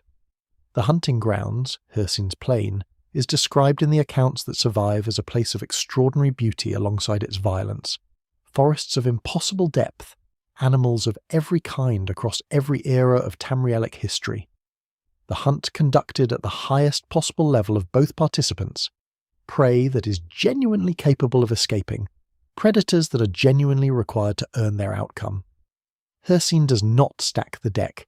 He does not grant his hunters easy victories. The thing he values, the thing his plane is structured to produce, is the pure expression of the hunt as a meeting of equals, however briefly. In his plane, the prey is always capable. The outcome is always uncertain. And in that uncertainty is something the mortal civilization of Tamriel, with its hierarchies and its advantages and its careful arrangements of who owes what to whom, rarely manages to produce genuine encounter. Two living things, meeting honestly in the territory where their natures intersect. There is a document in the Arcane University's collection called The Exclusions of the One, a first-era theological text that most scholars date to the period immediately following the Alessian Reformation, when the monk Maruk and his followers systematically dismantled the original Cyrodiilic theology and replaced it with a sanitized, human-centric version. The document contains a list. It is a list of cosmological entities that are henceforth to be considered adversaries of mortal civilization. It is functionally the first blacklist in recorded Tamrielic religious history, and the criteria for inclusion on it have nothing to do with whether the listed entities had actually harmed mortals. They have to do with whether the listed entities were compatible with a specific political project. Let the breath out slowly, longer than the breath in. There is something the body does in these slow exhales, a releasing not just of air but of the low-level alertness that the waking mind requires. Each exhale is a small permission to need less, to monitor less, to hold less. You have been holding things all day in the way that consciousness holds things, lightly but constantly, the background hum of maintenance. Let the hum get quieter. It will still be there if you need it. You will not need it tonight. The Alessian order rose in the First Era in the context of a successful human slave rebellion, against Aldmeri rule, and a genuine, historically significant liberation. Alessia, the so-called slave queen, genuinely did lead an uprising against the Ayleid masters who had enslaved humans in Cyrodiil for centuries, and her victory genuinely was a moment of historical significance for the human populations of Tamriel. This is real. The suffering that preceded it was real. The courage it required was real. None of what follows diminishes that. But liberation has a way of becoming its own kind of architecture. The Alessian order that grew from Alessia's theological legacy was, by the later First Era, one of the most totalizing religious institutions in the history of Tamriel. They controlled the interpretation of history. They controlled the definition of acceptable belief. They controlled, with extraordinary efficiency, what kinds of divine contact were permitted to ordinary mortals, and what kinds would get you categorized as a cultist, a traitor, or a demon worshipper. And the particular target of their most systematic efforts was the Daedric faith traditions. Not because those traditions had become more dangerous in the intervening centuries, but because they represented a form of divine access that could not be mediated by an institutional priesthood. This is the key structural element of the Alessian argument against the Daedra that is almost never stated plainly in historical analysis. The problem with Daedric worship was not the Daedra. The problem was that anyone could do it. You did not need a chapel. You did not need a priest to authorize your prayer. You did not need to wait for a feast day on the approved calendar, or tithe a percentage of your crops, or send your children to an Alessian school where their theology could be properly managed. You could walk to a crossroads at midnight and call a Daedric prince directly, and if you had something worth trading, you would receive a direct response. This is theologically efficient and institutionally catastrophic. An empire that mediates the relationship between its citizens and the divine cannot survive a form of the divine that bypasses the mediation entirely. The document that listed the Daedric princes as adversaries of mortal civilization was therefore not a theological conclusion reached through careful cosmological reasoning. It was a policy decision reached through careful political reasoning. What are the entities that, if freely worshipped, would undermine the specific institutional arrangements that the Alessian order has established? List those entities as enemies. Teach your congregations that contact with those entities is corrupting. Create mythologies around the most dramatic negative outcomes of that contact. And there are negative outcomes, because Daedric contact is genuinely double-edged in ways that careful theology should honestly address, and amplify those mythologies until they crowd out the positive accounts entirely. Keep repeating the list until the list becomes the definition of what those entities are. This is how the manufacturing of religious evil works. Not through fabrication, the Daedra did the things attributed to them. Molag Bal's cult committed atrocities. Mehrunes Dagon destroyed civilizations. Malakath's followers were brutal in ways that the historical record is not ambiguous about. But the Alessian method was not fabrication, it was selection. Selective emphasis, maintained over centuries, with the institutional weight of an empire behind it, until the selected stories were the only ones that survived in the mainstream historical record. The contradictory stories, the accounts of Azura's grief, the documented cases of Meridia's protection, the Shivering Isle's strange mercy, Boethiah's honest education, those went into restricted archives, into collections marked sensitive and contested, into the libraries of institutions small enough and eccentric enough that the Alessian bureaucracy found them not worth the effort of suppressing. It is worth pausing on the full weight of what that means.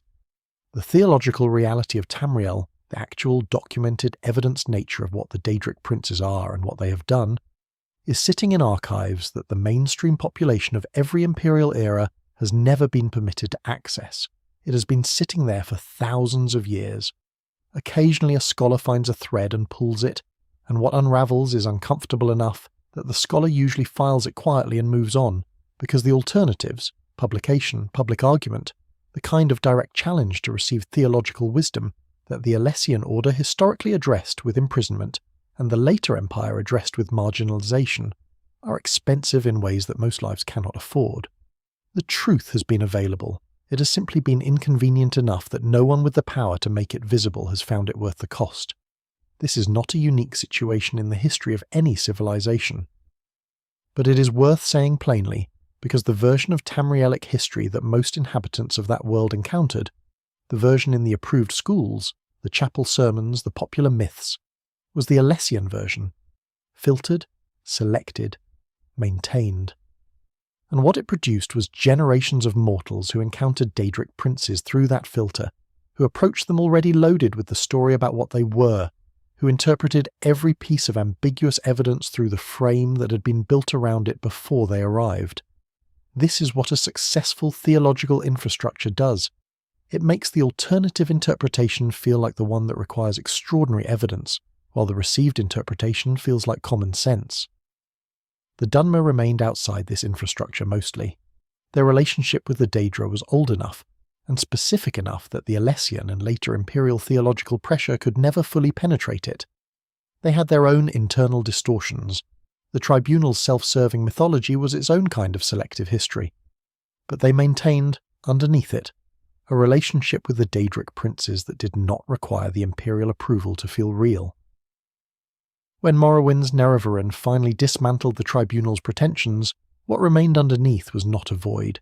The old faith was still there, still alive in the cultural tissue of the people who had never entirely let it go. They had not needed the Alessian story to give them a relationship with the Daedra. They had the relationship itself, and a story, however well maintained, cannot compete with that. The sound of your breathing in this room is very quiet, so quiet that you might have to pay attention to notice it. There it is, the small, steady movement of air that has been happening without your supervision for your entire life.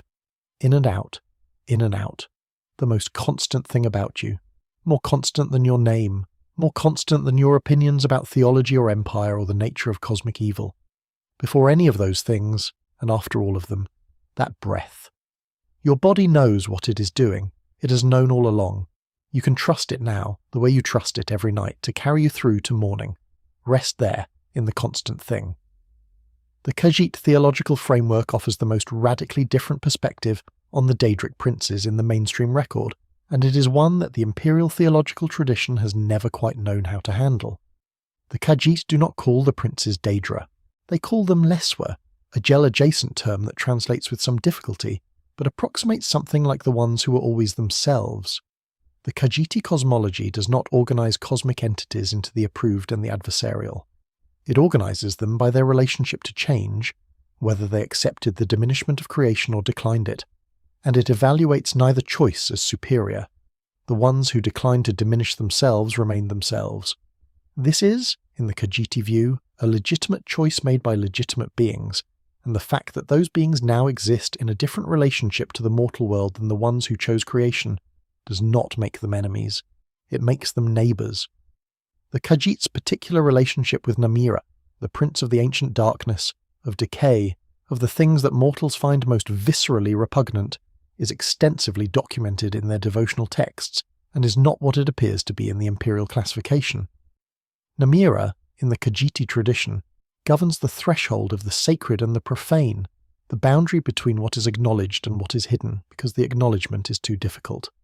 The Khajiit who consume the flesh of the dead in their funerary rites, a practice that the imperial world finds disturbing and the Khajiit consider an act of profound respect, do so under the theological framework that Namira governs not the corrupt but the complete, the full cycle, the part of existence that does not end at death, but continues through decomposition and return.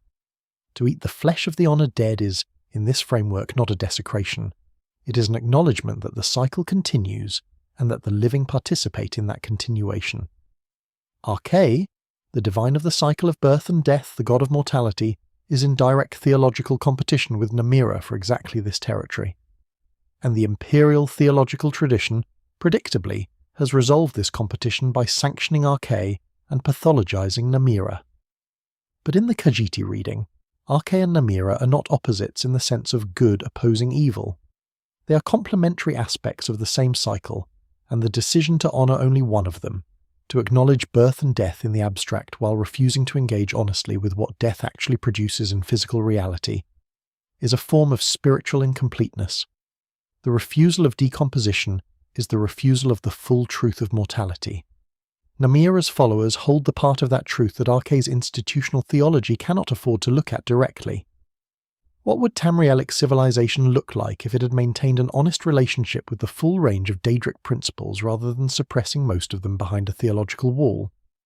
The question is not answerable with certainty, but the societies that maintained such relationships, the Khajiit, the Dunmer, the Orcs, the various human cultures that the Alessian and later imperial reforms never fully penetrated, are not worse off for it in the ways the theological argument would predict. The Dunmer produced the most sophisticated philosophical and artistic tradition in Tamrielic history. The Khajiit produced an understanding of time and consciousness that the Psijic order has spent centuries trying to independently arrive at. The Orcs produced a legal and social framework that, in the strongholds that still maintain it, creates communities of extraordinary cohesion and mutual accountability. These are not the fruits of corruption. These are the fruits of civilizations that were permitted to look at the full map. There is a temptation, having followed this argument so far to arrive at a comfortable inversion, to say that the Daedric Princes are misunderstood, that they are simply complex, that the imperial framing is entirely false, and the truth is entirely the opposite. That would be its own kind of lie, because Mehrunes Dagon destroyed Kvatch. Molag Bal's influence produced genuine suffering on a civilizational scale. Peryite's sphere of pestilence is not metaphorical. The darkness that some of the princes embody is not the manufactured darkness of an Alessian press release. It is real. And the honest account requires acknowledging it. Rest where you are, let the body be heavy and still. This part of the history is the hardest to hold in balance, the part that requires the most care, and so it requires the most quiet. There is no simple resolution to offer. There are simply things that are true and things that are also true, and the difficulty of holding both at once, which is actually the most honest position available to any consciousness examining the full cosmological record of Tamriel. Let your chest rise and fall. The complexity does not require you to do anything about it. It simply is. Mehrunes Dagon is the prince most difficult to reframe charitably, and the attempt should not be made too vigorously. He is the living principle of revolution, of destruction as the necessary precondition of change, of the old order's violent removal to make space for the new. There is a philosophical argument to be made for this principle in the abstract. Civilizations do calcify. Institutions do accumulate protective layers of dysfunction. The stagnation that precedes some forms of historical violence is itself a form of harm, distributed over generations, invisible until compared to what came after. In the abstract, the Daedric embodiment of necessary destruction is a philosophically coherent position. In the particular, it is the sacking of Kvatch. It is the Oblivion Crisis, which depopulated regions of Cyrodiil with a thoroughness that the historical record describes in terms that leave no room for philosophical distance.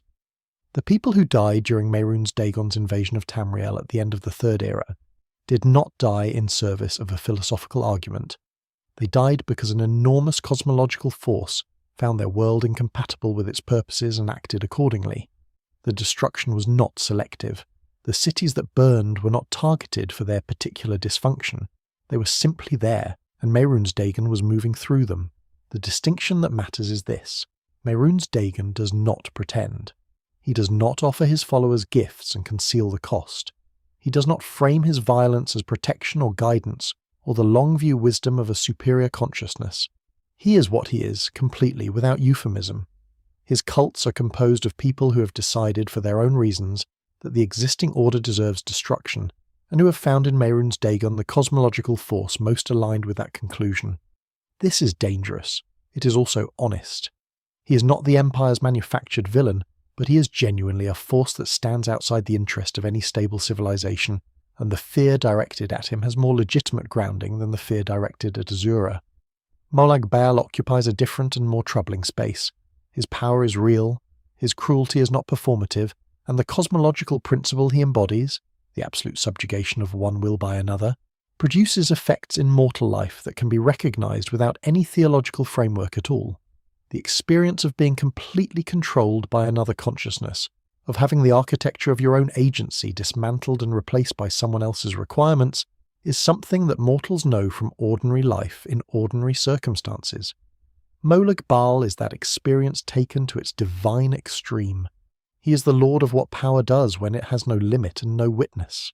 And the institutions that produce that experience in mortal life, the slavery that the Alessian rebellion fought against, the total control of populations by authorities with no accountability, the specific intimate domination of one person by another in private spaces where the public rules do not apply, Those are Molag Bal's territory in ways that the theological texts recognise and that lived experience confirms.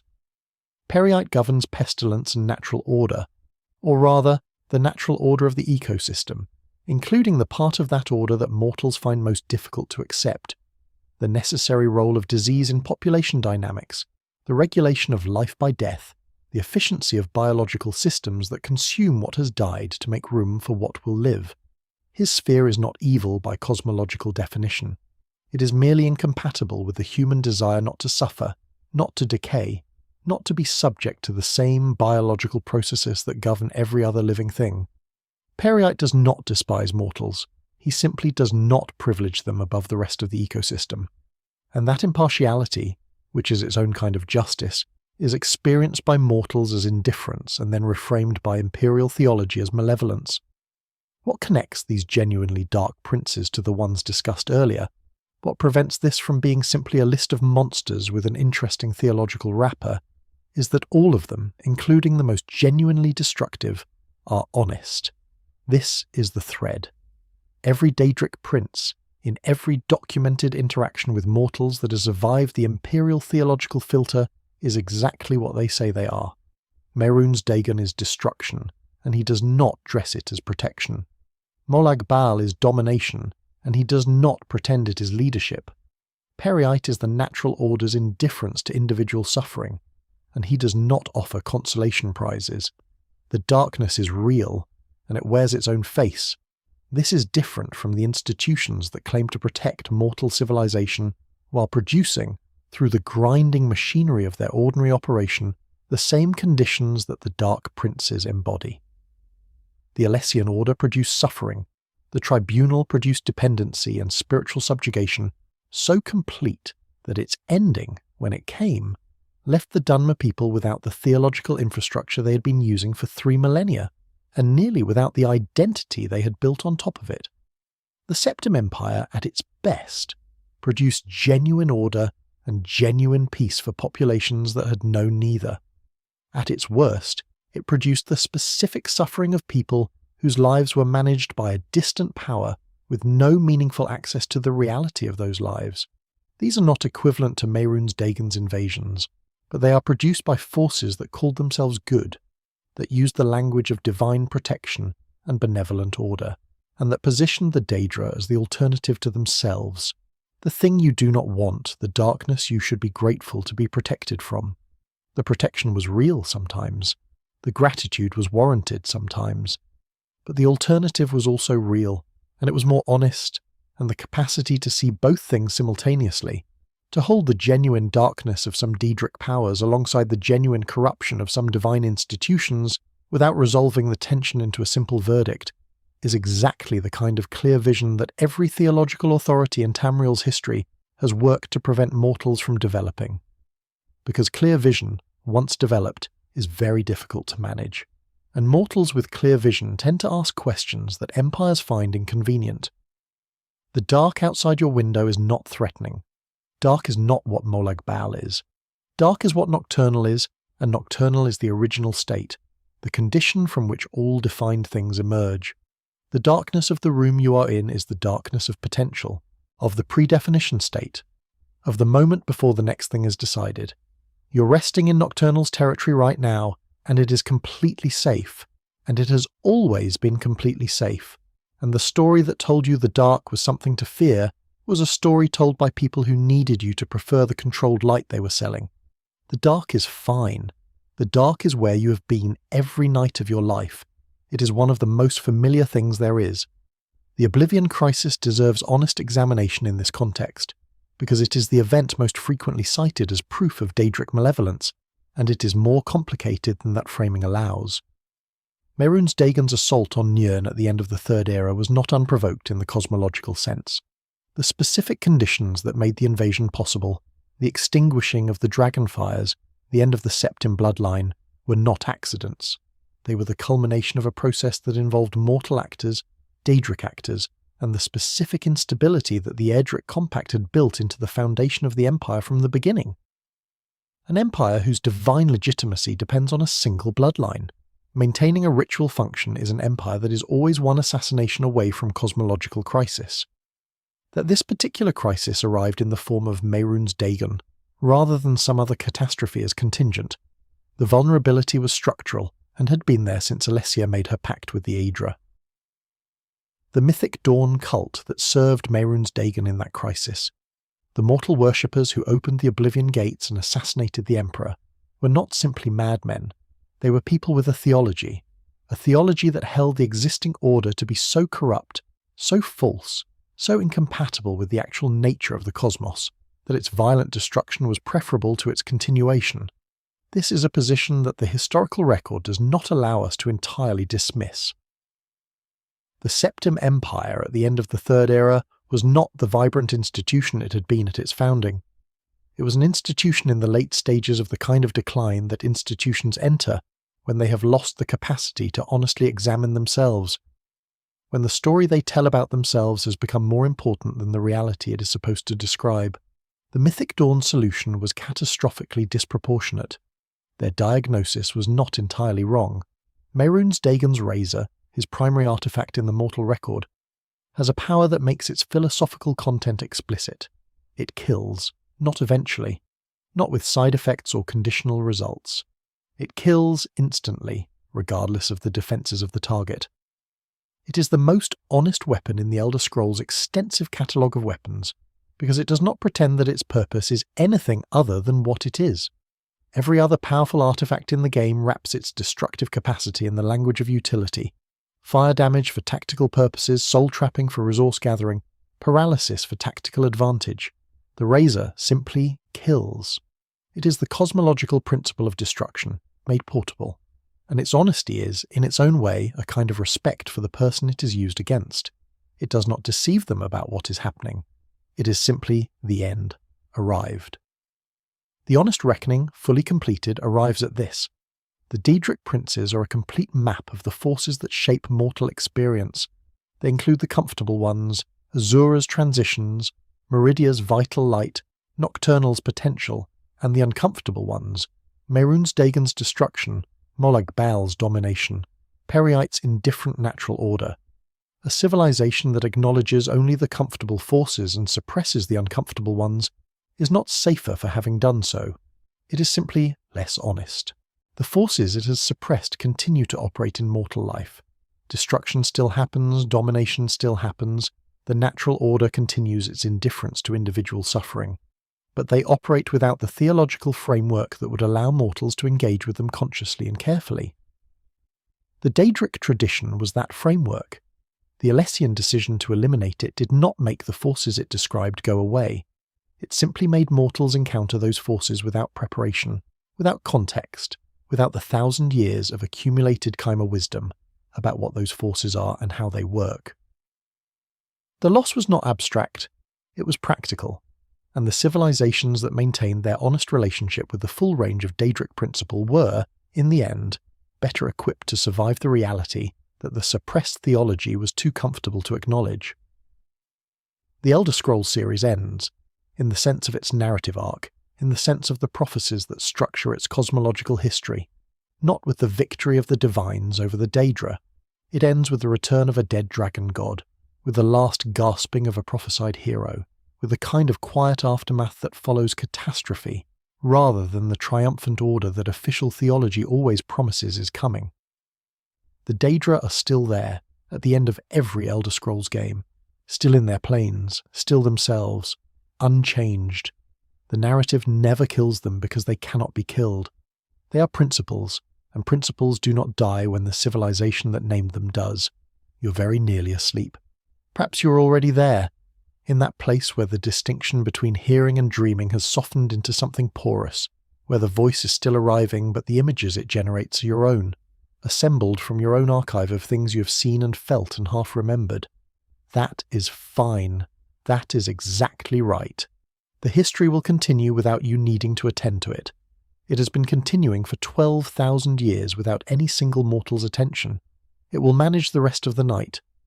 What the divines represent in the honest cosmological reading is a choice, a genuine choice, made by genuine intelligences to sacrifice something of their infinite nature in order to participate in the creation of the mortal world.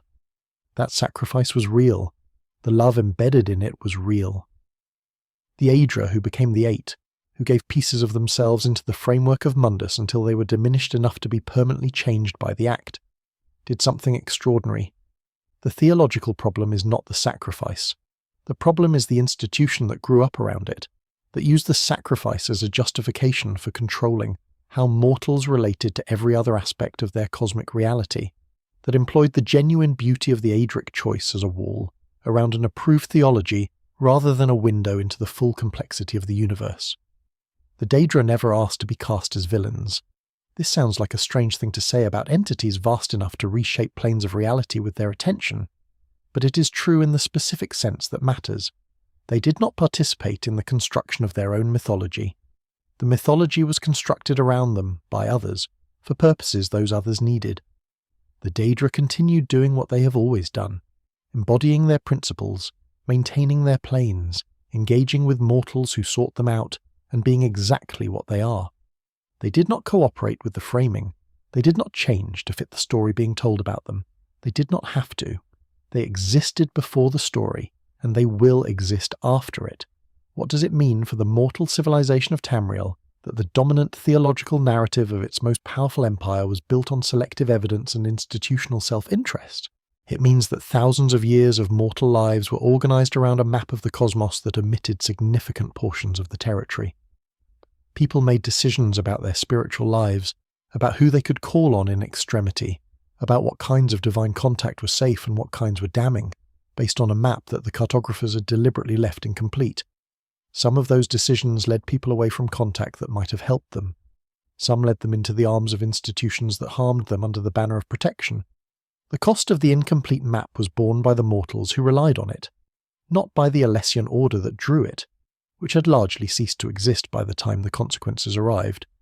And yet the map persisted, because maps do, because the story told consistently enough, in the right places, in the right voice, with the right institutional weight behind it, becomes the thing people use to navigate even when the territory has changed.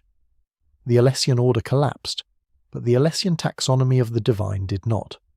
It passed into the Imperial Chapels, which modified it only as much as political necessity required, and otherwise maintained it as the theological default for the populations they served. By the time of the Septim Empire, the Daedra had been enemies for so long that most mortals did not know there had been a period when they were not, when the Chimer walked freely with their Daedric patrons, when the cosmological relationship between mortal consciousness and Daedric principle was understood as the complex, bidirectional, sometimes dangerous but fundamentally honest engagement that the texts buried in restricted archives describe. That engagement is still available. The princes are still in their planes. The crossroads still exist. The possibility of direct contact, unmediated by institutional approval, unfiltered by theological infrastructure, is still structurally present in the architecture of the cosmos. The mortals who avail themselves of it in the Elder Scrolls games do so in the shadow of an empire that has spent millennia telling them not to, and what they find, in the majority of cases, is not damnation. What they find is exactly what the old accounts said they would find, something vast and complicated and utterly itself, which will deal with you honestly if you deal honestly with it, and which will not pretend to be simpler than it is for the comfort of your expectations. This is the lie's last breath. Not a dramatic collapse. Not a revelation that sweeps the theology away in one dramatic moment. Just the slow accumulation of evidence in restricted archives and suppressed devotionals, and the private experience of mortals who went to the crossroads anyway. The accumulation of evidence that the full map of the cosmos is larger than the approved version. That the entities labelled evil are, in the main, something considerably more complex than that label. That the complexity does not excuse the genuine darkness where it exists, but does require a different kind of engagement than the categorical fear that the Alessian taxonomy demands. That the honest relationship with the full range of cosmic reality, including the uncomfortable parts, including the powerful and unpredictable and not entirely benevolent parts, produces a kind of spiritual clarity that the managed relationship with approved theology, carefully maintained within its institutional walls, does not. The Dunmer know this. They have always known it. After everything, the Tribunal's 3,000 years of managed divinity, the Red Year, the diaspora, the loss of their homeland and their institutional religious structures, They came back to the Daedra not because they had no other options, but because the Daedra were still there, unchanged themselves. Azura still at the twilight, Boethiah still honest about power, Mephala still weaving the webs of social reality that mortal politics enacts without acknowledging. The old faith was not nostalgia, it was recognition. Recognition of what had been there all along, underneath the story that was told about it. You are here tonight, in whatever form tonight has for you, in whatever body and bed and quiet darkness is yours. And the arguments of empires about the nature of the divine are very far away, farther than they have been all day, receding with the rest of the waking world into something that can wait. The Daedric Princes are in their planes, the divines are diminished in their shrines, the Alessian order is dust, which is what all orders eventually become, and you are here, which is the thing that matters right now, in the way that simple presence matters when everything else is quieted. If this journey through the oldest arguments of Tamriel found you tonight, thank you for spending these hours here. The channel would love to know where in the world you're watching from and what time it is there. Leave it in the comments if you feel like it. There is something beautiful about that image, all the different darknesses, all the different rooms, all the different people resting in them while the same old history moves through. If you have a suggested topic, another world, another archive, another set of questions the official record tried to bury, leave that too. The chronicle is always growing. The breath moves in, the breath moves out. These things will still be true in the morning, when the light returns and the day begins its performance again. For now there is just the dark and the quiet, and the very old universe going about its business in the patient way it always has, with or without empires to explain it. Let yourself go. The archive will keep, the history will keep. And now, as it always was, your watch is ended. Sleep well. The Elder Scrolls 6, whatever form it will eventually take, will, according to the patterns established across 5 previous entries, continue this same essential story. A mortal protagonist, operating in the ruins or the aftermath of a previous era's catastrophes, navigating a world in which the official theological taxonomy is always slightly misaligned with what actually exists in it. The Daedric Princes will be there. They will have been there through whatever happened between Skyrim's era and the new era's beginning. They will have outlasted whatever empires rose and fell in the interval. They will be exactly what they have always been, because what they are is not contingent on the political arrangements of any particular century. They are principles. Principles that Tamriel's various civilizations have variously acknowledged, suppressed, worshipped, feared, used, and been used by across 12,000 years of documented history. And at no point in that history did the decision to suppress their acknowledgement make the reality they describe less real. The specific sadness embedded in the Elder Scrolls theological narrative, if you read across the whole series rather than just the individual games, is the sadness of a cosmos that contains more than any single civilization's story can hold, and the repeated loss of the parts of that cosmos that fall outside what the dominant institution of each era can accommodate. The Dwemer disappear, taking their particular relationship with the divine with them. The Tribunal falls, taking the centuries of Dunmer theological sophistication with it. The Septim Empire ends, taking the specific Aedric arrangement that made it possible. Each of these losses is a loss of a way of knowing, a framework through which particular kinds of relationship with the cosmos were possible, and which, once gone, are very difficult to reconstruct.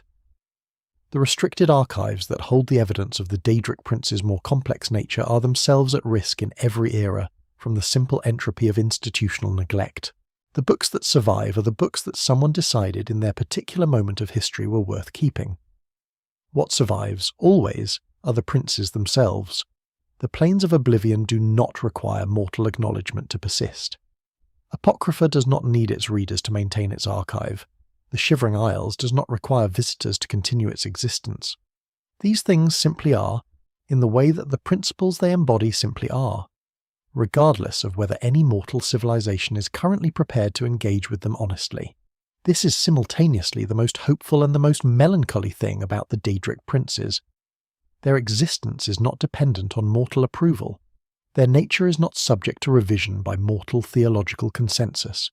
They will be there, in the twilight, in the vital light, in the dream, in the archive, in the hunt, in the honest accounting of power, when every institution that ever tried to define them has finished its run, and when the next civilization rises, In whatever form civilizations take in whatever era follows the one we've been examining tonight, the crossroads will still be there. The old transaction will still be available. The honest relationship with the full range of what exists will still be possible, for whatever mortal is curious enough and honest enough to pursue it. There is something in the sheer continuity of the Daedric Princes, their persistence across every era, their refusal to be revised by the empires that try to define them, their simple ongoing presence in their planes and their principles. That is, if you allow yourself to feel it rather than analyze it, deeply reassuring. The things that are truly real do not require consensus. They do not need the approval of any particular era's dominant power to remain what they are. Azura will be at the twilight whether or not anyone names her there. The knowledge in Apocrypha will continue accumulating whether or not any mortal opens a black book. The vital light will animate living things whether or not Meridia's temples stand. These are not dependent on acknowledgement. They are, simply and persistently and without the fragility that institutional existence always has. And in the context of a history as turbulent and loss-filled as Tamriel's, that simple persistence is its own kind of grace.